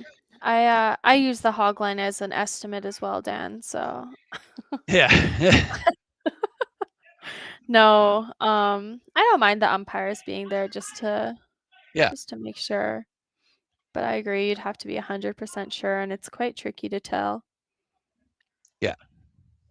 And that's what I think that's what we just don't want to see is that those repeated obvious violations. Yeah. Like, okay, come on. Like at some point you do have to draw a line, and we have one called the hog line. So exactly. That's what it's there for, right? So I agree. And here we are. Davies trying to come around here. Yeah, it'll be interesting if the umps call any sweeping violations with this new rule.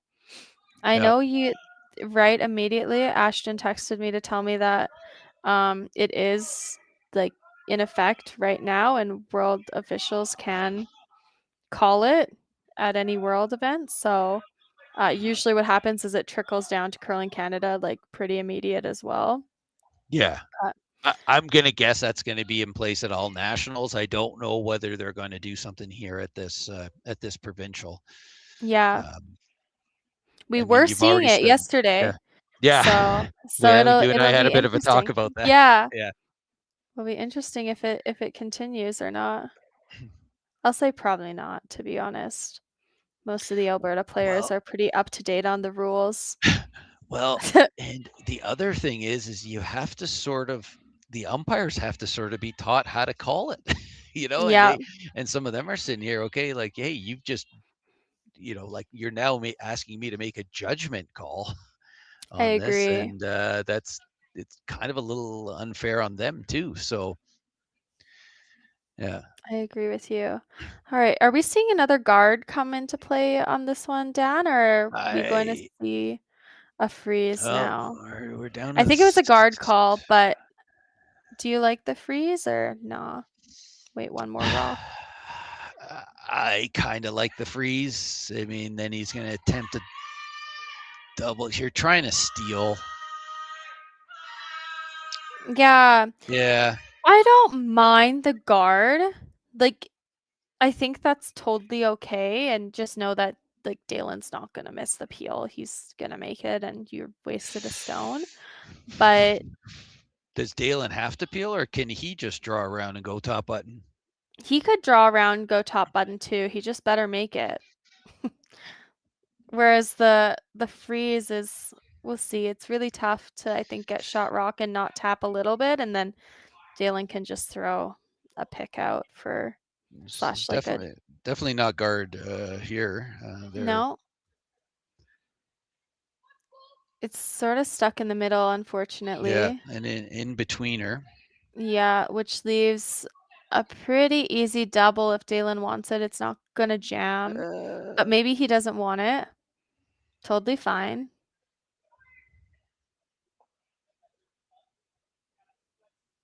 They're just checking to see who's second shot. If I were a betting woman, I'd think it's yellow at the top, but I know the camera angle isn't perfect. It looks like yellow.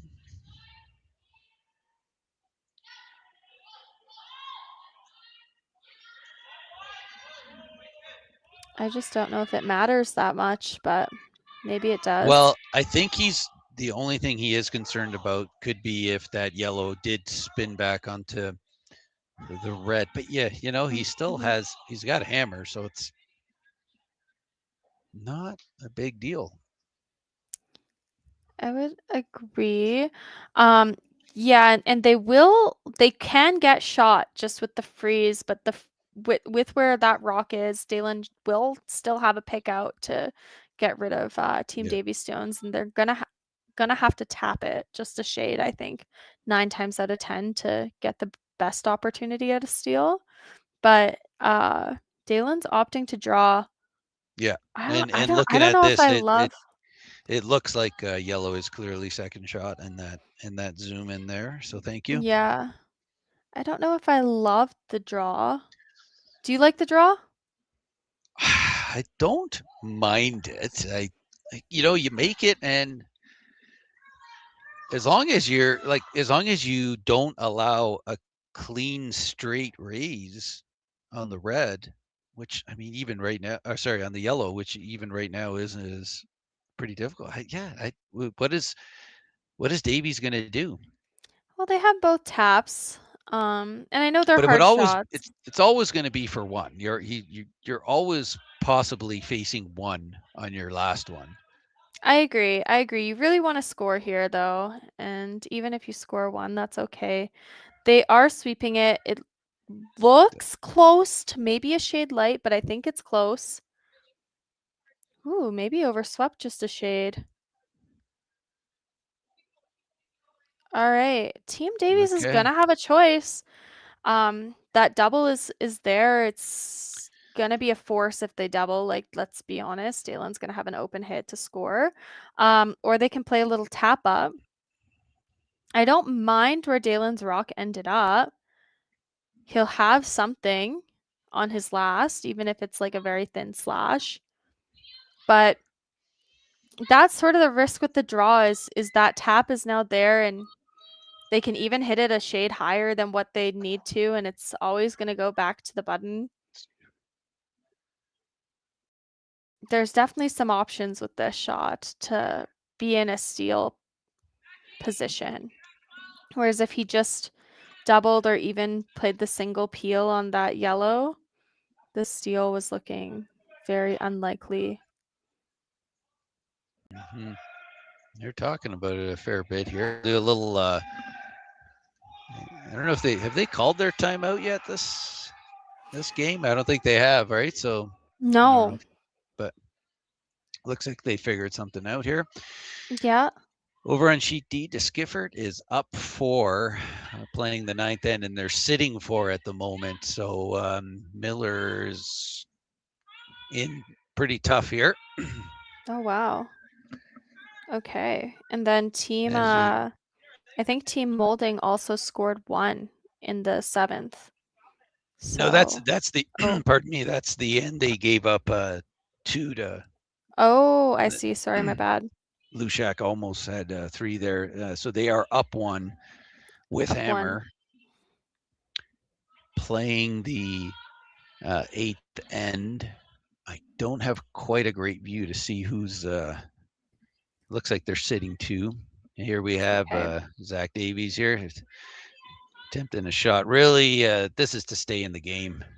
Yeah, exactly. I think if he misses this... It's looking really close, Dan. Really, really close. They maybe Crossface raise to the perfect shot. pin. Hey, great shot to stay alive. Great shot. And now Daylan Vavrek is considering running one of Davies' rocks back, which, you know, you're a little off on that, and could be quite problematic. Yeah, I'm curious if there's a hole there. But definitely that's why I didn't like the draw on Daylan's Right. first. I know Zach had to make it perfect, and I know it was a hard shot, and Zach did a great job making it perfect.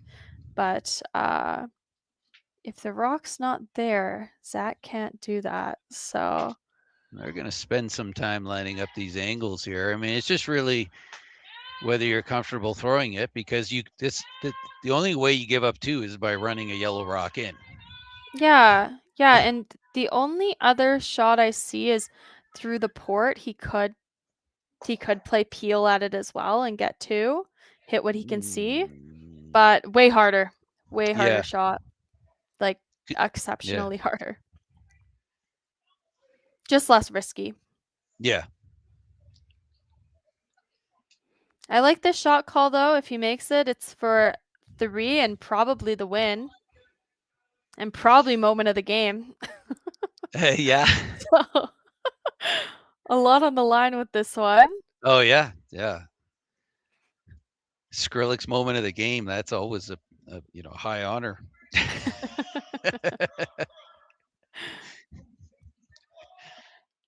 All right. Does he make it, Dan? Now it's time to place our bets. I would say yes after that throw, but You can't be low side on this. well, you can be. Oh, gives up the just a steal there.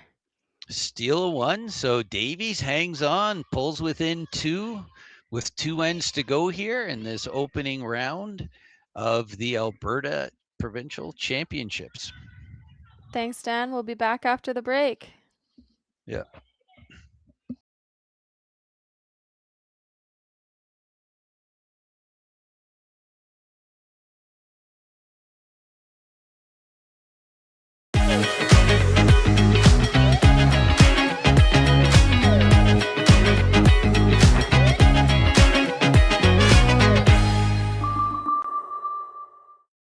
When I was younger, I thought purpose had to be big, like changing the world.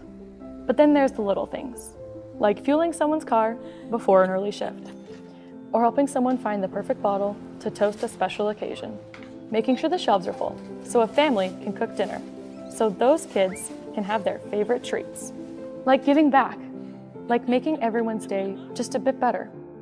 Maybe that's exactly our purpose.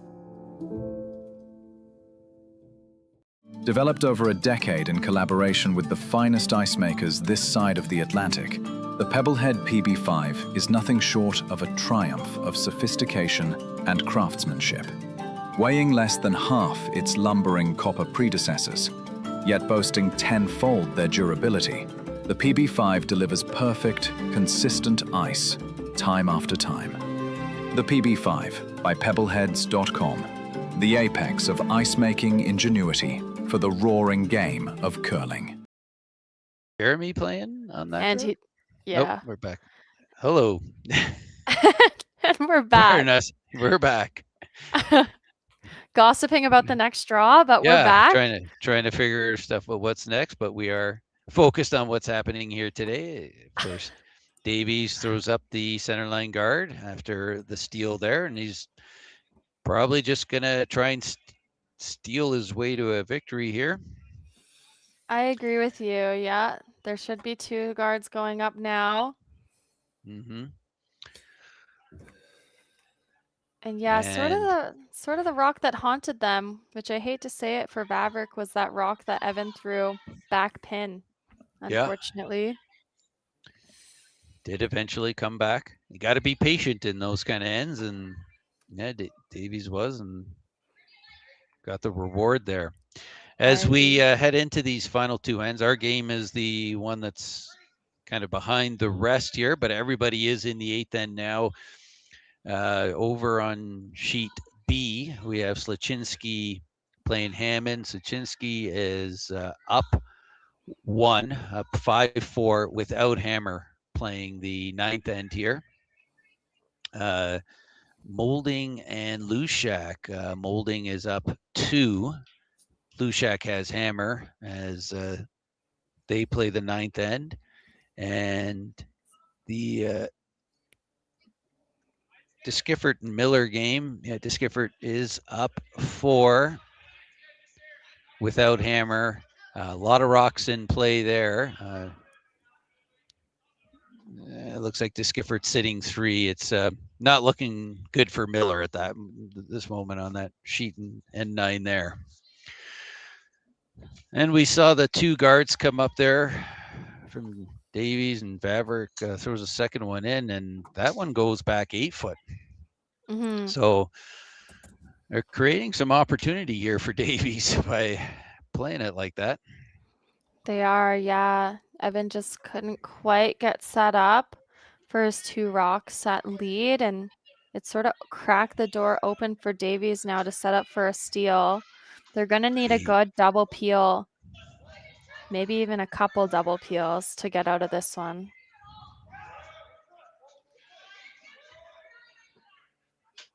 But they're just lightly cleaning this one. This one might be heavy as well. Might just be getting tricked on the ice. They're trying to knife it. Oh, it's not too heavy. No, it's pretty good outcome there. Yeah. Yep. All right. Daylan's going to be trying to make some double peels happen with Mr. Carter Lautner.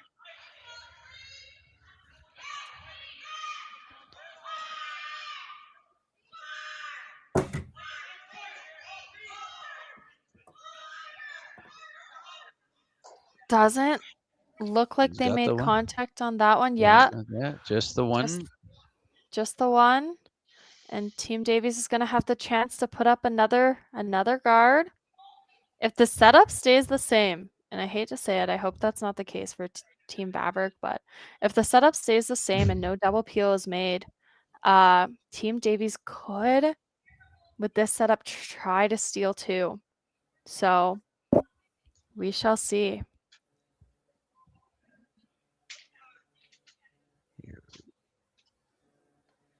Yeah.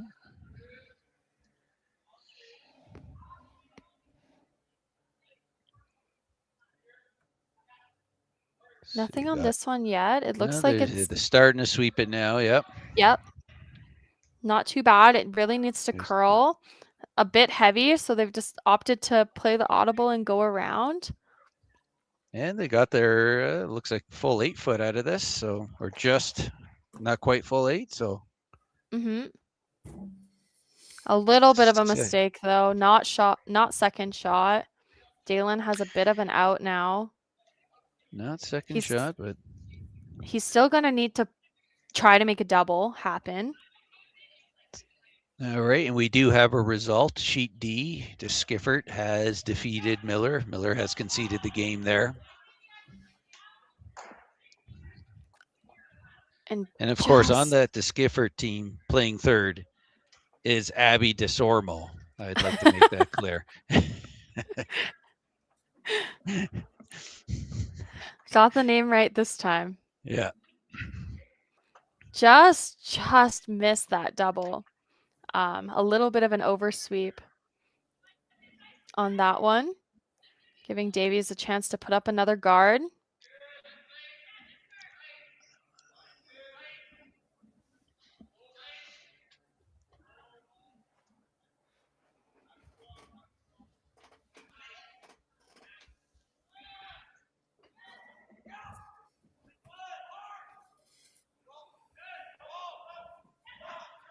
Pretty good.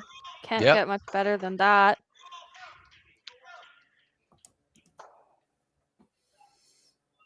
And Daylan's going to have a bit of a decision to make. He could just play the straight run, but it's a bit risky if he misses. I don't like removing that red rock just yet. I know Yeah. you could double peel it, but it's sort of their saving grace if this end keeps going the way it's going. Yeah. Yeah, and of course, Vavrek doesn't want to create a situation where he could be looking at giving up 2 here. Exactly. They want to score, but don't want to give up 2. Yeah, I agree. And another guard goes up. I think at this point, Daylan's just hoping that the guards aren't perfect.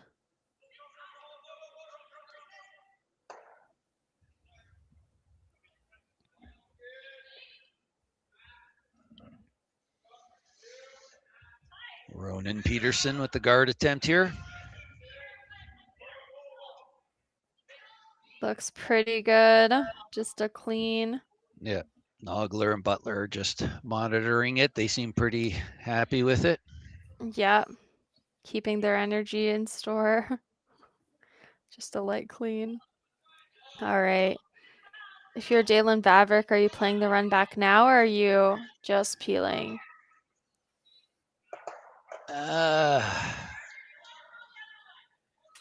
Yeah, let's see. We got 3 rocks to come. Mm-hmm. I don't. think it would be reasonable. Yeah, I don't know. I don't mind his shot Yeah. call. I actually like it. Just play the run. Maybe.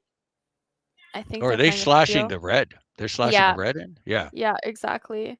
They're playing peel, but maybe you play like normal and try to stick your shooter as well, just like as an in-off attempt. They have an in-off though, so it's not like the worst to roll out. This was quite a big set. So we'll see. Trying to get it to curl. Really close. Might hit the top of that, and yeah, got it. All right. Pretty good. Essentially, just replace that yellow rock with a red one, and yeah, would have been nice to roll a bit more open, but yeah. I think they have enough to have access on it though. On that side, you'd have to play it with a quieter weight, but you do have access to that to do the red yellow. Yep, I agree. And if not, you have that in-off in the corner there for 3 right now. Open up the game. Just kidding. Probably don't play that, but it's there. But Team Davies also has a chance to sit 2 and really, really look like a steal of 2 is in play. Yeah. It's a bit scary if you're Daylan.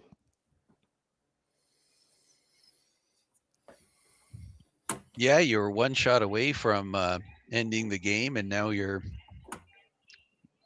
potentially a shot away from being tied. Yeah, you're very much in it. Which, hey, tied with Hammer coming home, not a bad place to be, even if that is the case in the end, but crazy way to get there.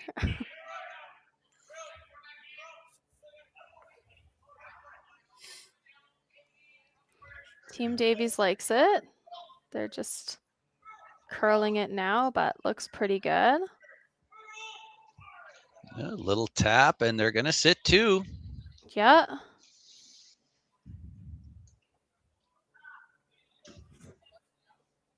They're going to try to play the run double there on it, I think. They're just like run, hit the red. Maybe they don't even try the yellow. I don't know. I'm not sure what they have there on that red. Second half of January for me, really. Oh, sorry. We're just getting some mic feedback, maybe.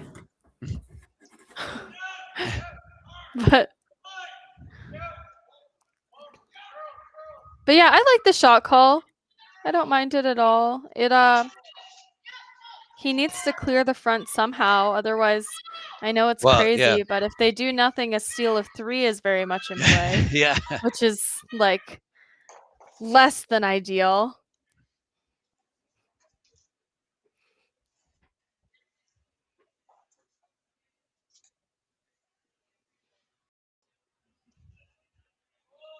All right, here's some big weight.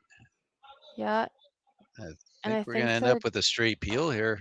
we are ending up with a straight peel. I don't think that's terrible. Straight peel isn't bad.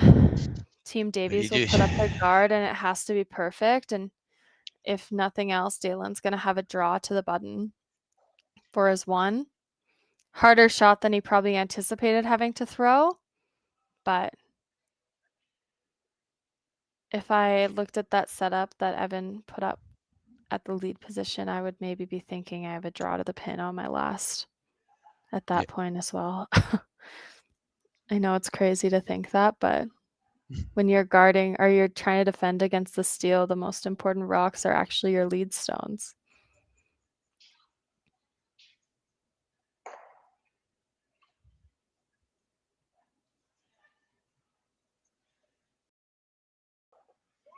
Team Davies does have to be pretty perfect on this.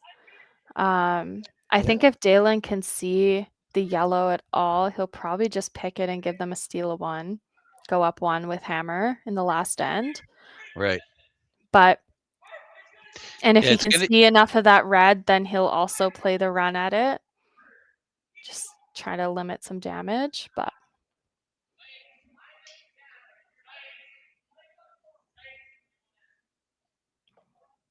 Sounds like they like it. Yeah, really we got curling. Nogler and Butler here trying to place this perfectly. It is really moving. And I think Daylan maybe got out of this end. Not yet, but yeah, he's gonna have a double. Yeah. They over curled that one a little bit, and now. Oh, maybe they're not seeing the double. Maybe maybe I'm wrong. It's really tight to that red. Fair enough. Yeah, the double might just be there. Yeah. Yeah, maybe I mean, you don't want to play it close to that red. Close to that red. You got to make sure you get the one out, and then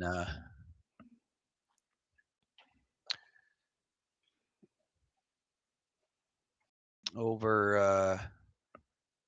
We see there over on sheet B, Sachinsky took 1 point to go up 2 as they are about to start the 10th end there, 10th and final end. So Hammond will be down 2 with. We just saw a flash out of molding on sheet C, and that's going to give Lushak a free draw for 2 to tie it up. We'll see if he makes that, as we see the as we are about to end the 9th end here. What was that final? Yeah, and Team Davies just got another steal. So now another steal, going into the 10th, 5-4, Vavrek with hammer. 5-4, Vavrek with hammer. 2 steals in a row from Davies in this opening round of the Alberta Championships.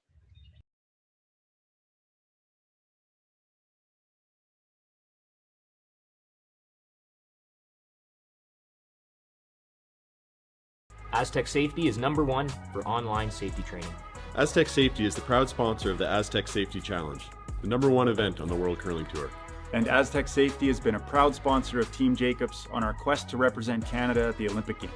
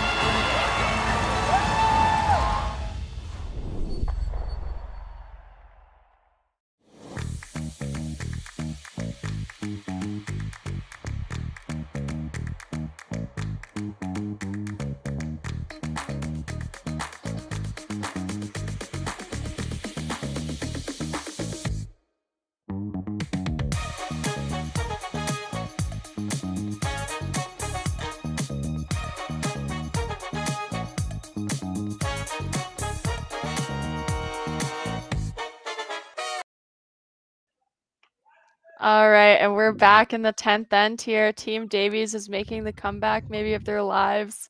And the 4-ball curse is helping them out a little bit. So we did get the centerline guard from Team Davies.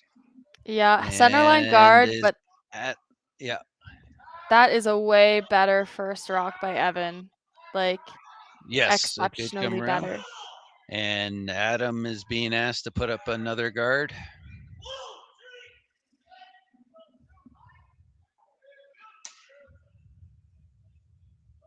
It's looking like this one needs to curl a hair, but pretty good.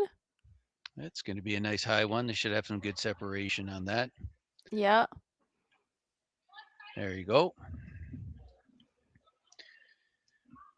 And All right, Evan and being asked to come around again. yeah, let's see if he can do it.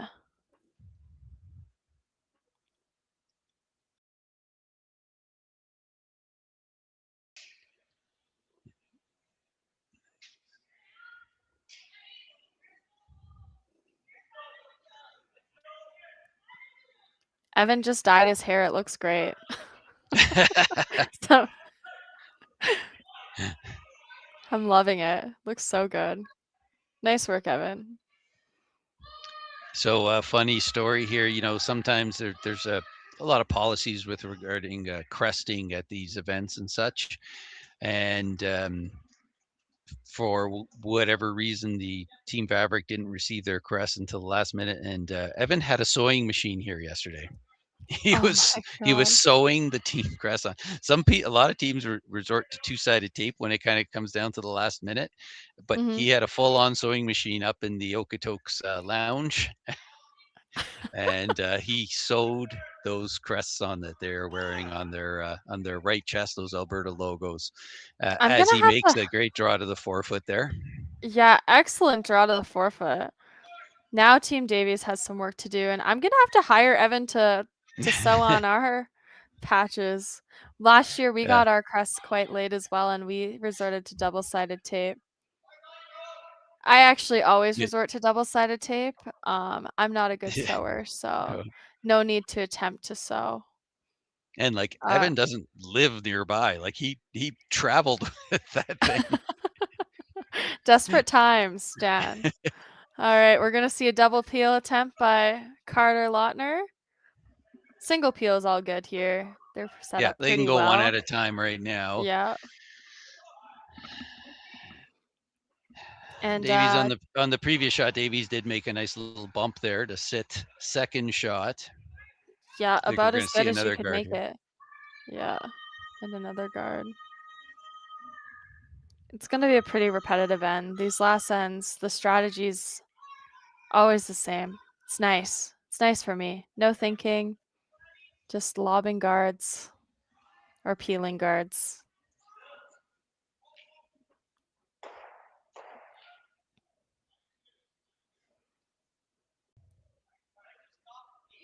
No mistake there. Just easy peasy. Nope. It will set up a double peel attempt. That's a little bit easier. It slid a bit farther than I thought, actually. Yeah. They were pretty nonchalant with how far it was going. It could, and I hate to say it, if they do double peel, it's probably running straight back onto that, has the potential to run straight back onto that yellow, which would be maybe not the best outcome. No. But there's lots of chances where it won't. But it's looking like it will. Maybe I jinxed it. Oh, good. Double peel. Oh yeah, good shot. Perfect. Yeah. Great shot.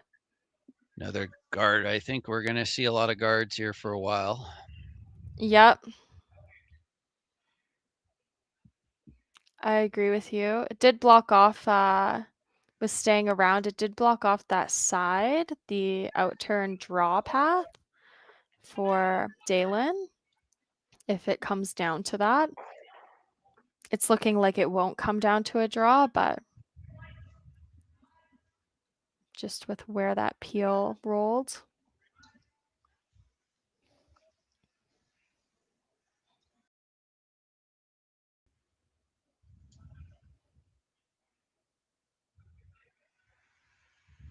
Great guard. And if we just look at the clocks here, Team Vavrek has just over 3 minutes.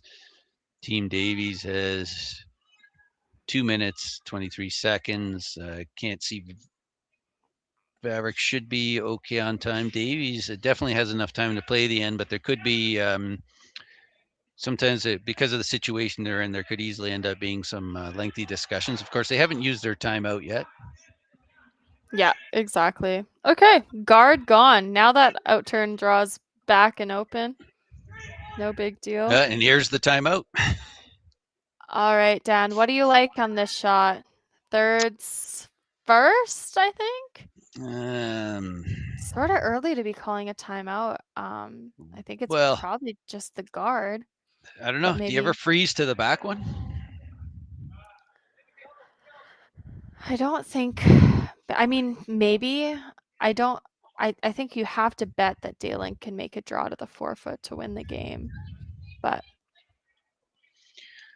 maybe I'm wrong. So if you think that there's a greater than 95% chance that they're going to make the peel on your guard, is the guard the best shot? I don't know. Just to waste some rocks. Just to waste another rock. I think like what you really have to think about is, you're going to be moving that red rock in the 4-foot. Yeah. You have to move it, and it's just how many chances you're going to give Team Vavrek at a double to get rid of both of your rocks and cleared out the house. I think that's more the question is how many chances you're going to give. I like giving Daylan like one chance at it. Mm-hmm. And if he misses the double, great. But they're talking about making a move play there now. Yeah, it's totally fair. Totally fair. If you line it up right, it'll jam. Which is fine. Just fine.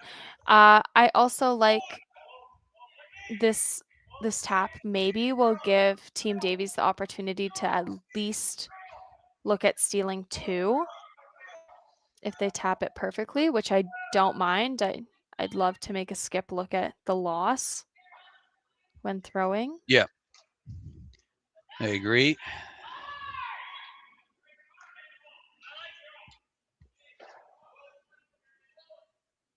And it's thirds last, I think. So this is, yes. Yeah, so not terrible. And it looks really close. They're close, but they don't want to set up a double when they do this. Gotta watch the line on that. Okay. I think they did. I think the double is, like I think that misses the red. They needed that rock to curl just a tiny bit more. Yeah, that was the risk. That was the risk always. With this, if Daylan, I think, wants to like just off nose, like just a little bit low. If I were Daylan, I'd maybe throw the other turn and try to roll a bit more, but either one is good. I think he's going to leave that shooter there. Yeah, it's left there. Yeah. And now is that just a little, is that rock behind the pin, or is it still got a piece of the pin there? It has a piece of the pin. They'll have to move it just a shade though. Like so they got to bump it like centimeters, a couple of yeah, centimeters, like probably. I think like a few inches. Okay. But they definitely can. I hated leaving that rock there. I wish they had thrown the other turn at that. Yeah. Well, I think you could have hit like just a fat half of that rock and still made that double. Yep. Yeah, exactly. So in fairness, like fair enough. They could have played that turn and just hit it Yeah. a bit thinner, but this is I see what giving you're Team saying though. Davies a chance. When you throw the other turn, then you're relying on your sweepers to hold it straight rather than trying to get them to throw it to get it to curl. Yeah, to and get you onto just get more those side, yeah. movement. Yeah. Just get more movement on the roll, but that's okay. It's okay. It's not terrible. Daylan just might have to make a little bit of a harder shot Yeah. to win the Well, game. this isn't a give me. This is No, a exactly. big shot here coming up by Zach Davies. And he doesn't Meets- have to move it yet. I should really like Yeah. say that as well, is he probably is looking for the straight freeze. Yeah. And he can move it on his next one and have which we said have a chance at stealing too if Daylan misses his first. Really great shot. Not shot rock. Nice shot. Not shot rock, but I don't think it's shot, but maybe they do. Oh, I don't know what happened there. Yeah, me either. Looks like there may have been somebody said something about sweeping, or I don't know. Oh. Was there okay. a burn? Was there a? Oh. Oh God. Yeah, somebody burnt a rock. Oh man, that is really unfortunate. I don't know if we have a replay of when that might have occurred. I feel like it probably happened at the very end. Well, it must have happened at the end because they would have pulled it if it happened sooner. Yeah, and now Daylan is going to draw to the pin. Totally. Wow. What a different outcome. That's unfortunate. Yeah. Really unfortunate. That's a heartbreaker.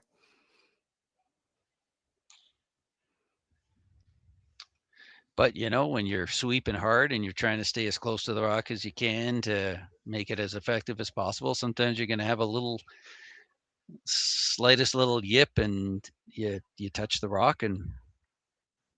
Yep. Yeah, and I should point out this because a lot of fans don't know, that in the rule books, when you burn a rock between the hog lines, after the hog lines, anytime, and it's not at an advantage for the other team to burn your rock, it has to be removed from play. That decision got taken away from when skips and thirds used to make it. And sort of, yeah, now it's just the rock is gone. If you burnt it and it doesn't help the other team out, the rock is removed automatically. Just so people aren't looking at Daylan thinking that maybe he's a bad guy for removing a rock. Like, that's just the cold hard rule now. Yeah. Yeah. That might not be the rule in your rec league. You might say, that's okay. You touched it. I'll probably burn one somewhere down the road and keep that in mind, or I'll let you keep that one if you buy me a beer. But it's this is at this level. Yeah, it's just automatically taken away. It's the way it goes. You're not supposed to touch the rock, and that's what anyone who's a sweeper does. And we got a spinner coming here. I love it. Okay, let's see. It looks close. The sweepers like it. Maybe curling it, but it should get there on its own. These are a lot trickier to judge once you. It looks really close. He's close.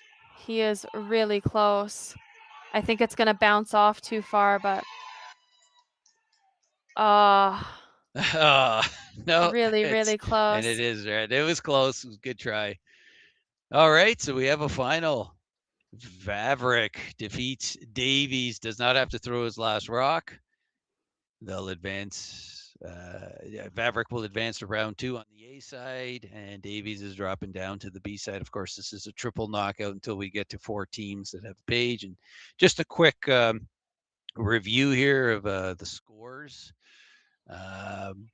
As we said, DeSkiffert defeated Miller earlier. We have in the Sachinsky and Hammond game, they are coming down to the final stones there right now. Sachinski is that's still anyone's game here. And over to Molding, we got a tie game. Molding versus Lucia, tie game, and Molding has to. What's he got to do there? Looks like he's got to draw the button for the win. All right. Or do a little tap back. But awesome. All right, thanks, Dan. And all right, everybody, thanks. And I guess you're going to you'll be back on the afternoon stream where we got a game going at 1:30 and 6:30. If you're in the greater Okotoks area, please consider coming by. Yep, I'll be back. Awesome. All right. Thanks. Take care.